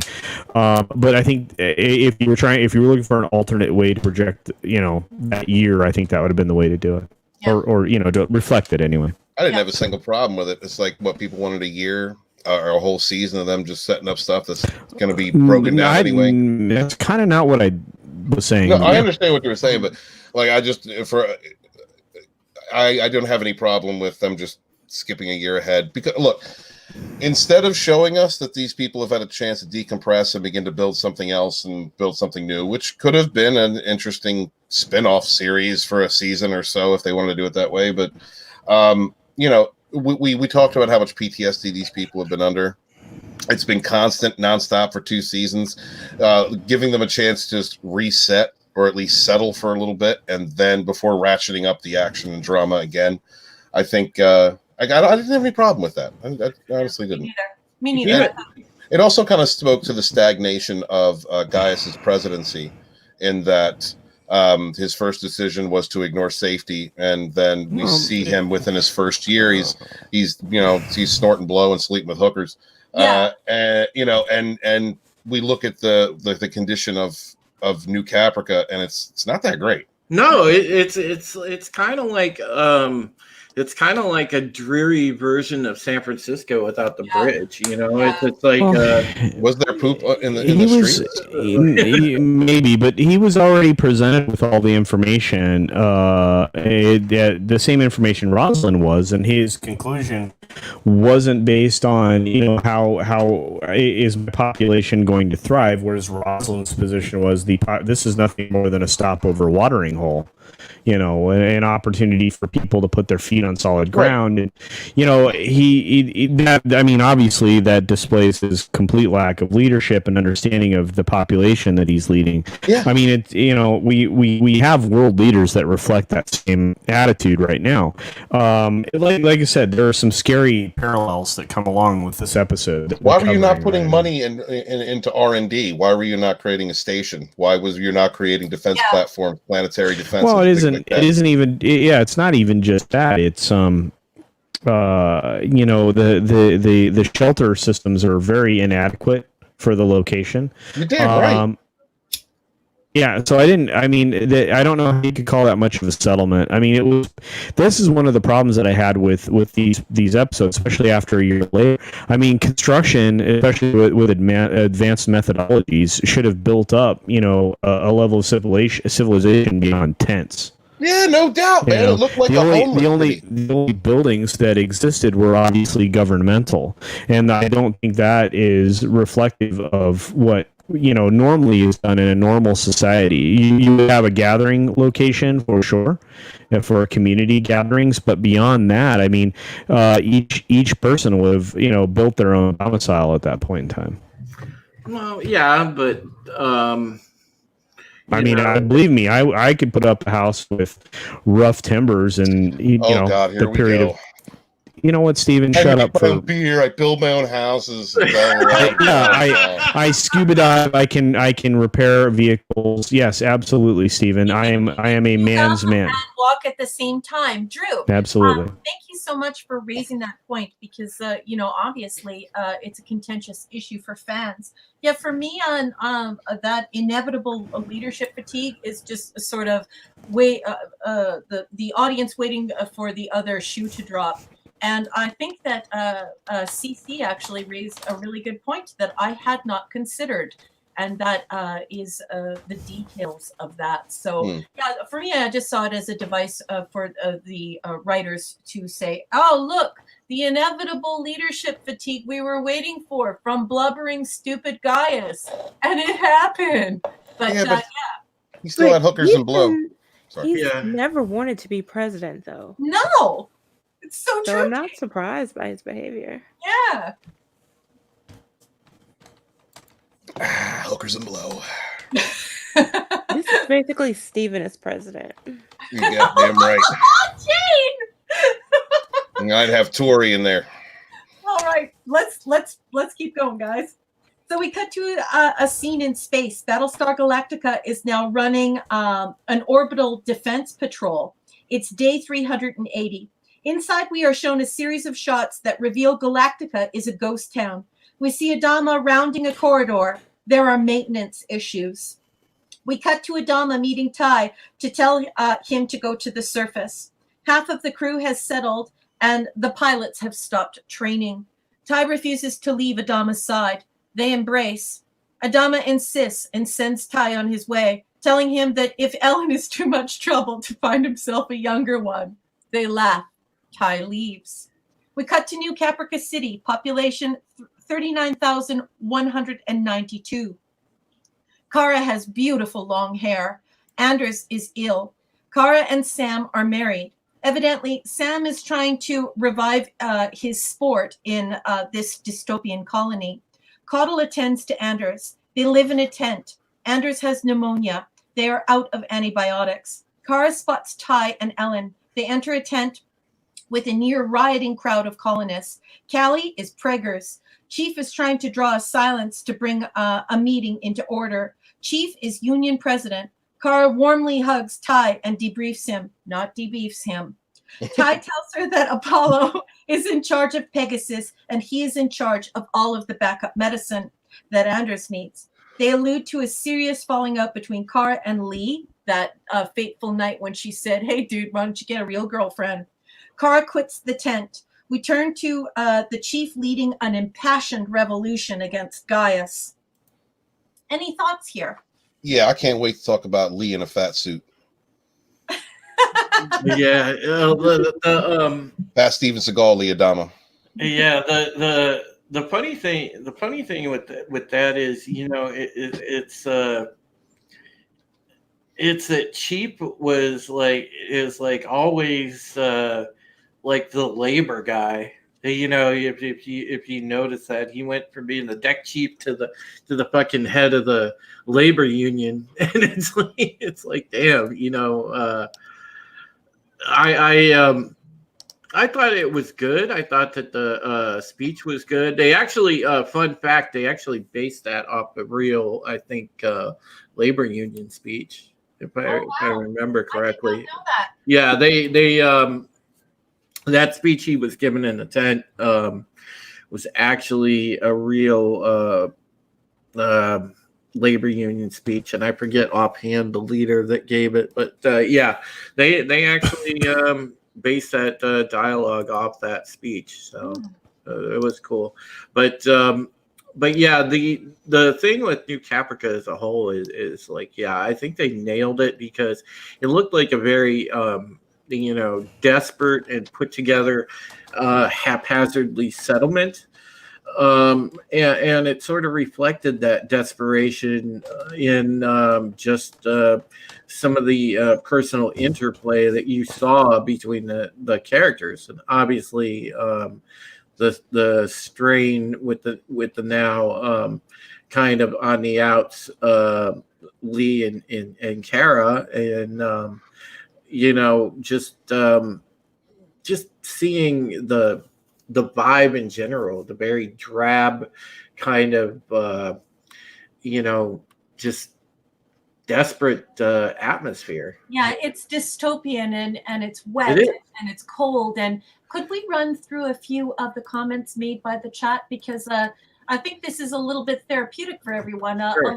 We've had some really crap weather, and you know, the times are tough. We're going through lockdown, so Yeah. Yeah, and Roof and Tox are pointing that out. You know, it's really interesting. Again, we go back to the concept of predictive programming. You know, it's funny just how on the nose some of this was. You know, maybe by dumb luck, but maybe not. I think Katie Sackhoff's extensions were gorgeous. yes, she Oh was God, so yeah. beautiful, Yeah. because she's such an ass-kicking hero that I just never thought like it was unexpected. And I remember the first time I saw her, I was like, oh, those extensions are bad. Yeah, they were bad. Like, she looked so good. But this time when I looked at her, I was like, oh my goodness. Yeah, I love that character. I think she's just great. All right, so So let's keep going. Let's go to Fat Steven Seagal. I mean, Lee Adama. So Rosalind is a teacher, and so is Maya, and there are lots of kids. People are breeding. Maya collects her toaster tot to go home after teaching a class. Then we cut to Pegasus. Dee hands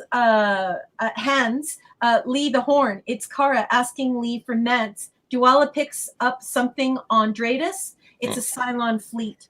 Lee calls Adama, and they've been caught with their pants down. Pegasus and Galactica must jump away and regroup and initiate vital systems that have been neglected. Adama hesitates. They'll be leaving the New Caprica colonists behind and open to attack. They prep to jump. The remaining fleet in space jumps with Pegasus and Galactica. Any comments here? Admiral Adama's mustache is stunning. yeah, Yes, right?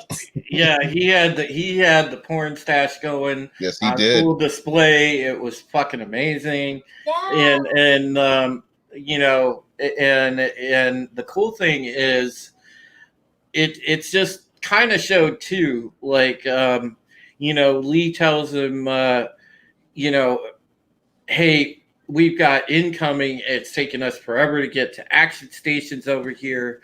You know, we need to get out of here. Mhm. Because Adama didn't want to leave the people behind, but you know, Lee made the point there ain't going to be people left at all if we don't leave now. And so you know, they had to jump away, but I think even then you kind of had the sense like, okay, this is going to be the cliffhanger, but you know that at some point they're going to come back and there's going to be a rescue. I'd also like to congratulate Lee for putting a ring on it. Candace McClure, shout out, future ex-wife. Good job. Yeah. Oh, Jane, What, you were Jane? gonna say something. Go Yeah, ahead what? and interrupt No, Steven. I didn't say anything. Just knock me out. Jane's Shut like up, Steve. Jane's like she was just keeping the seat warm.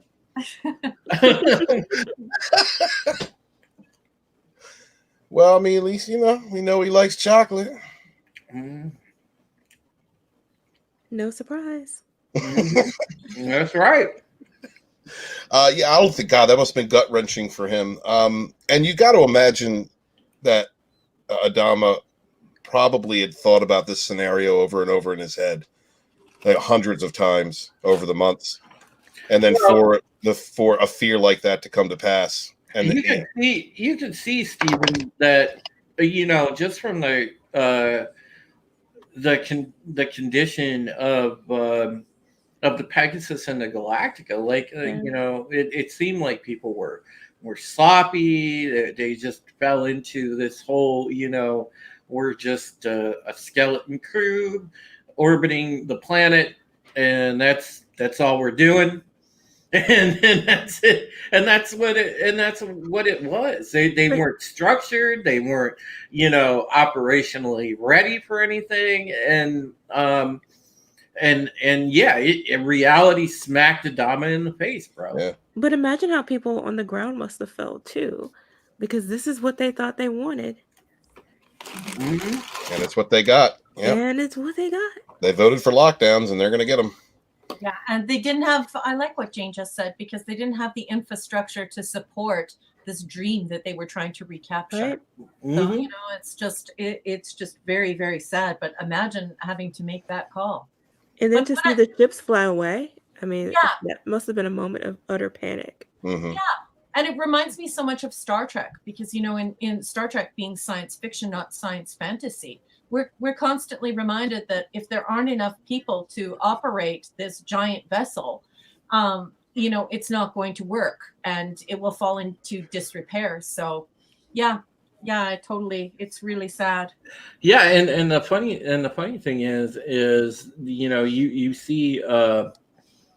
you see the fact, like they had some things, they had obviously running water, because as we'll get into season 3, you can tell with some of the buildings they have like a water treatment plant and things like that. But you're not supposed to reveal any spoilers. Well, it's not a spoiler that they have a water treatment plant. Yeah. Well, really. We haven't finished up the episode. Do you want me to read the last 2 scenes? And then you can discuss it? Yeah, go ahead. Okay, so we cut to Gaeta informing Gaius that a Cylon fleet is in orbit and the fleet has jumped away. Gaius, who was relaxing in the laps of 2 women, sits up. Six appears and says, fatefully, Judgment Day. We cut to Anders' tent. We see through Sam's eyes a blurred image of a man standing over him, asking for Kara Thrace. Anders brings Leoben into focus. Cylon ships buzz in like over the colony like wasps. We cut to the presidential ship. A skin job council boards. Gaius stands and introduces himself. Six tells him she knows who he is. A sharing unit tells Gaius and the others assembled that if the humans offer no resistance, no one will be harmed. Gaius asks how they found them. Dral says it was by accident. They were a light year away and detected the radiation signature of a nuclear detonation. Gaius is crying again. Boo-hoo, Gaius, crocodile tears. Gaius surrenders. We cut to a massive march in of the Centurions. Chief asks Kara what to do next. She says they'll fight, and the season ends. Yep, I love it. She said, the final piece of dialogue, well, do what we always do, fight them until we can't. And I love that. I love that mentality. I love that whole piece of dialogue there. It was a great. This second half of the finale was freaking awesome, and let me tell you, like it really laid a good foundation for, I think, a pretty fascinating character development season coming up in season 3. Cece, you were going to say something. Would you please? Oh, believe me, it was. It will not be contributory in any way. So, I was not surprised by the cliffhanger. I saw this coming a mile away. When the election happened of Baltar, my ranking of this episode is not nearly as high as other people on this panel. Is my guess. If we get around to that, you're not going to be impressed with where I put this. But really, you didn't like hookers and blow Baltar? What's up? My man was living the dream. Yeah, I just like I said. I mean, there. This one musters a 6.5 for me, but only not because of the writing and not because of anybody's performance per se. I just felt like I was let down. Because I felt like the lead-in had somewhere to go, and we didn't get where we wanted to be in part 2. But I mean, again, if their storytelling was just to get into this, in-depth dystopia for all these survivors, then they achieved it, going into the next season. I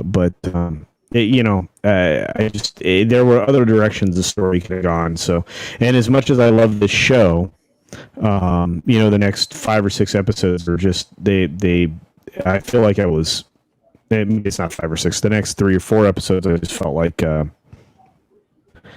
I don't have as much appreciation for them as like even my friend group does. Damn. So you think it was a limp episode?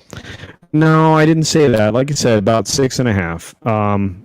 But that's average. Yeah, I'm about at a 7.5. I thought this was good.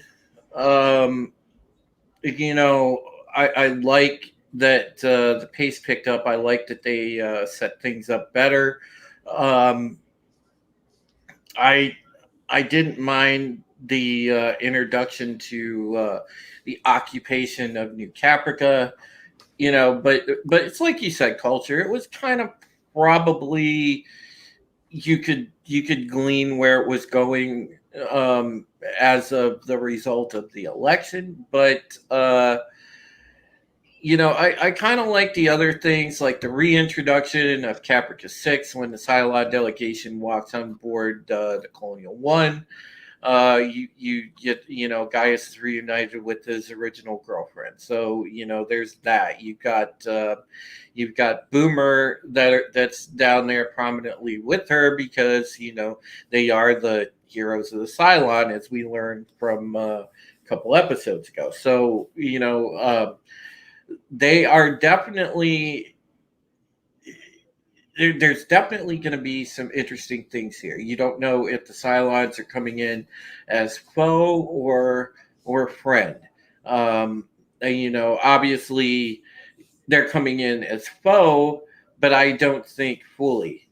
At least not from the standpoint of Caprica 6, and Boomer, at least at that point in time. So, we'll see more of that, but yeah, I thought overall the episode was pretty decent. It wasn't like, some of the others that we've gone through on this panel and reviewed. There were definitely some faults with this season finale, but it wasn't like the high point episode of season 2. I will say that, but it was still pretty good. I thought so. Yeah, Steven. Oh, okay. I'm going next then. Okay. All right. So sometimes I like to see the bad guys win. I think it's a great element to add to a story. And Gaius winning this election, the bad guy won. And I liked that. That's a good change of pace. I also like the integrity. It shows the difference between a character with no scruples and one with honor. That Admiral Adama stood up for what was right. His integrity meant more. Although he knew it was a terrible idea, it's a terrible thing for guys to be the president of the colonies. He still stuck by his guns, did what was right, and continued the process legally the way that it was meant to be. So I like that. I gotta take away a half a point because Chief Charlie needs his ass kicked. Until he gets his ass kicked, because he should get his ass kicked for beating up Callie. I'm going to be taking a half a point away from future scores until the Chief has suffered something to the equivalent that I feel is enough retribution. I'd also like to add that this episode is going to be getting an extra point because not only did the bad guy won, but he got a year of hookers and blow, and I think that's great. That's like every on National Men's Day, like this. That's the dream, and unlimited power, hookers and sluts. And, it's great. Also, I didn't mind the time jump all that much. I liked I did like the pacing of the episode. It was kind of everywhere. It was a lot of stuff to cover, and that's why I think it was so long, and rightfully so. For a season finale, I mean, like Culture said, I agree. You could see this coming a mile away. As far as the election and everything and how it unfolded, you could tell how it was going to end up. But I like that the characters now have a bit of a reset button going into the next season, whereas they've had some time, even though they're still in an extreme situation, they're still, trying to rebuild a civilization. They've had time to deflate. They've had time to live lives. And that's been taken away from them. So it's a whole new round of stress and PTSD to go under, which is one of the things that the show's really good at, is keeping the pressure up and keeping these characters in a state of chaos mentally and emotionally. So let's see all of that. Let's see, take the hassle one away, give one. So I'm giving this one an 8. Wow. Okay. Yeah. Hookers and blow, man. All right. Jane, Raquel, what do you guys think? I would give it an 8 as well. Hookers and blow. I enjoyed the story. I mean, it was really good writing, which is not unusual. I like the political sort of gamesmanship and back and forth between what's right versus what's in the best interest of the people. Adama was great as usual. I did not see the ending coming, so it was a bit of a surprise for me, which I enjoyed seeing that. And I liked how we got to see what settlement would really look like. I thought it was a very realistic portrayal of how that would play out and how quickly civilization can start to sort of fall apart. But yeah, overall, I really enjoyed the episode from start to finish, and so I would give it an 8. Okay. Okay, well, I'm going to give it a 5 because I think it had a pretty sad start in part 1. And I think part 2 tried to do too much in too little time. So I think it would have been great for this to happen over a series of episodes. And I'd like to forward the idea, just as one example, the idea of Anders being sick. I think I would have liked it to play out over a series of episodes where we can feel the pain and suffering of the people on the planet. It's all too neat and tidy, and it happens all too quickly. And I don't feel any risk. I feel like we're just hurrying up and trying to get it over with, it's a 2-stroke done kind of intercourse that I just think that a lot more could have been done with this story. So too short of a stroke for you. Yes, Yeah. much too short of a stroke. I don't ever feel I don't ever feel like the suffering of the colonists being on the surface, and I think that they failed to fully play out the risk to Anders and the anguish people are feeling. Yeah, I wanted to see a little bit more of the personal stories. I agree with you, Raquel. Yeah. I just wanted to say real quick, hail to the chat and everybody that's stuck with us through the whole show, and 31 likes. Yeah, Carrying, appreciate you guys. Yeah, carrying between like 15 to 12 people through the whole stream, man. That's one of the best ones we've had. Thank you guys very much. Yeah, so make sure that you guys come back and check us out for next Thursday, as we are going to start season 3. Yay, it's going to be fun. It's going to be a barn burner of a discussion, because God, we've got a 3-part episode to start a new season. So usually they are 2-parters that start a season. Right. And this time we are getting a 3-parter for the start of season 3. So yeah, it's going to be interesting. So we will talk all about that next week when we get into the start of season 3, which let's see. I'm trying to remember the Toxic Man Blue said this show needs a Leodama Mankini calendar for Jen. Yes. Well, no, she just needs to go back to that episode earlier in the season, Final Cut, where he's in the towel, and she could just play that clip the entire. Well, he's going to be getting in shape soon. You're going to get some workout clips for girl. So it's coming. You don't stay in the fat suit. Yeah, hail to the chat. Thank you, everyone, for coming. You folks at home are what make this show special, not us. So thank you so much for coming. Thank you. Yeah, so next week will be season 3, episode 1. That'll be Occupation. And again, that'll be the start of season 3. And we'll get into the whole New Caprica saga at that point. Fun fact, we've always talked about a lot of the Star Trek Deep Space Nine alumni, the production team for that show that were on, that came over to BSG. And this, a lot of the storyline that you're going to see, at least in the early part of season 3, is a lot of people, giving the story that you didn't see of the occupation of Bajor from both the Cardassian and Bajoran perspectives. Mm-hmm.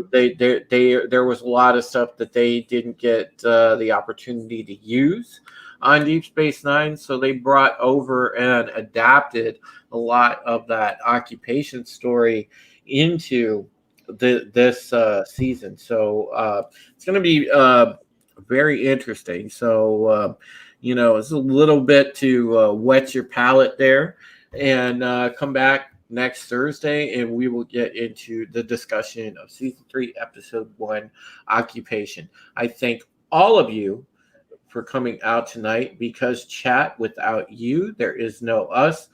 And it was great seeing all the support and seeing everybody. Thanks to Nerd Cookies, thanks to Ruth Korean and Toxic Man Flu and Brightest Day and Lady Mist and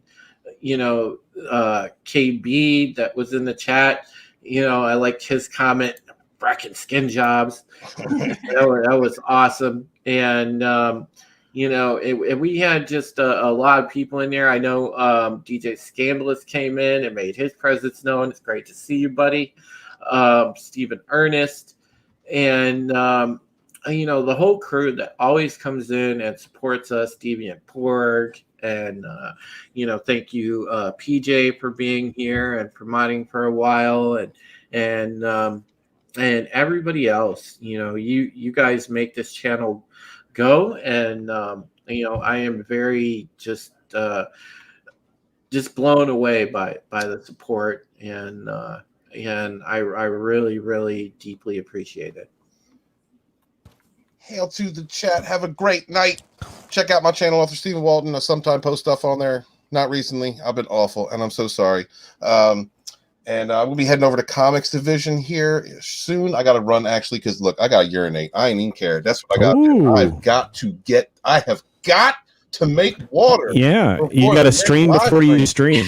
You got to stream before you stream. I hear you, brother. Remember, take care of that. Don't cross the stream. Prostate. I'm not going to look. I'm not in there in a competition. It's not a trough. I'm not in there with a bunch of guys trying to spray legs. Okay, I have to Spray legs. I love you guys. Thank you for The hell being is here and that? putting up with me. And I hope to see you guys next week. Hail to the chat. Hail to the panel. Please support independent creators. Your two or three favorite YouTubers. Please share out their links because we don't have an industry to support us. We only have each other, and we rise together. So thank you, Drew. Good night, ladies. Good night, culture. You're one of the ladies. Bye. Yeah. All right, Raquel, there anything that you would like to plug or? Yeah, that'd be great. Yeah, my name is Raquel M. Briggs, and you can find my published nonfiction list at academia.edu. You can find my science fiction and science fantasy under my author name, which is R.M. Briggs, and you can find that at amazon.com or on your Kindle device or on your Kindle app. Under R.M. Briggs, like I said. And thank you so much for coming here, everyone. I had a great time with everyone. Thanks to the panelists. Thanks to the chat. The co-hostess with the mostest. All right. Culture Casino. Hey, I'm Culture Casino. I have a YouTube channel. I support everybody that's on this panel. I hope you do too. And I do hope you're subscribed to me. I hope you're subscribed to Jane Theory in particular because she's very close to monetization. We need to get her watch hours up, guys.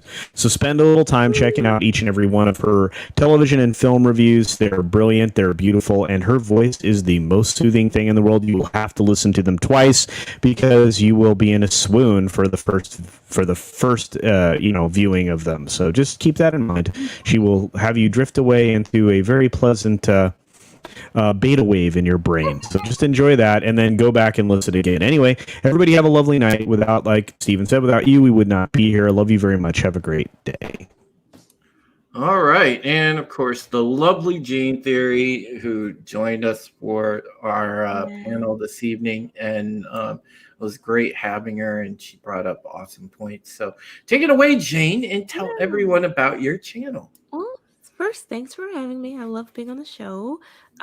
You can find me here on YouTube where I post movie and television reviews every Sunday and sometimes during the week, as well as some occasional pop culture news and commentary.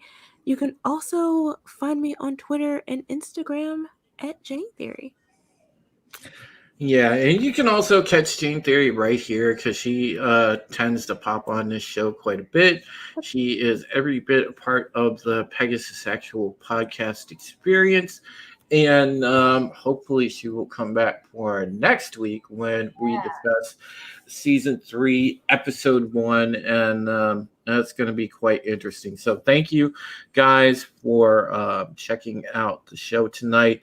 If you weren't able to pop in and catch it live, catch it on the rewatch, let your friends know, anybody that's a BSG fan, and watch our previous episodes on the nice little playlist that I have added. And I've been a little lax because of what's going on in my personal life. I haven't had a whole lot of time to sit down and catch up the playlist, but I will make sure that I've added these newer episodes that we've done to the playlist over the weekend so that it'll be all nice and snappy and organized by the next broadcast. So, all right. Take care, folks. Have a great night. Take care of yourselves and each other. So say we all. So say we all.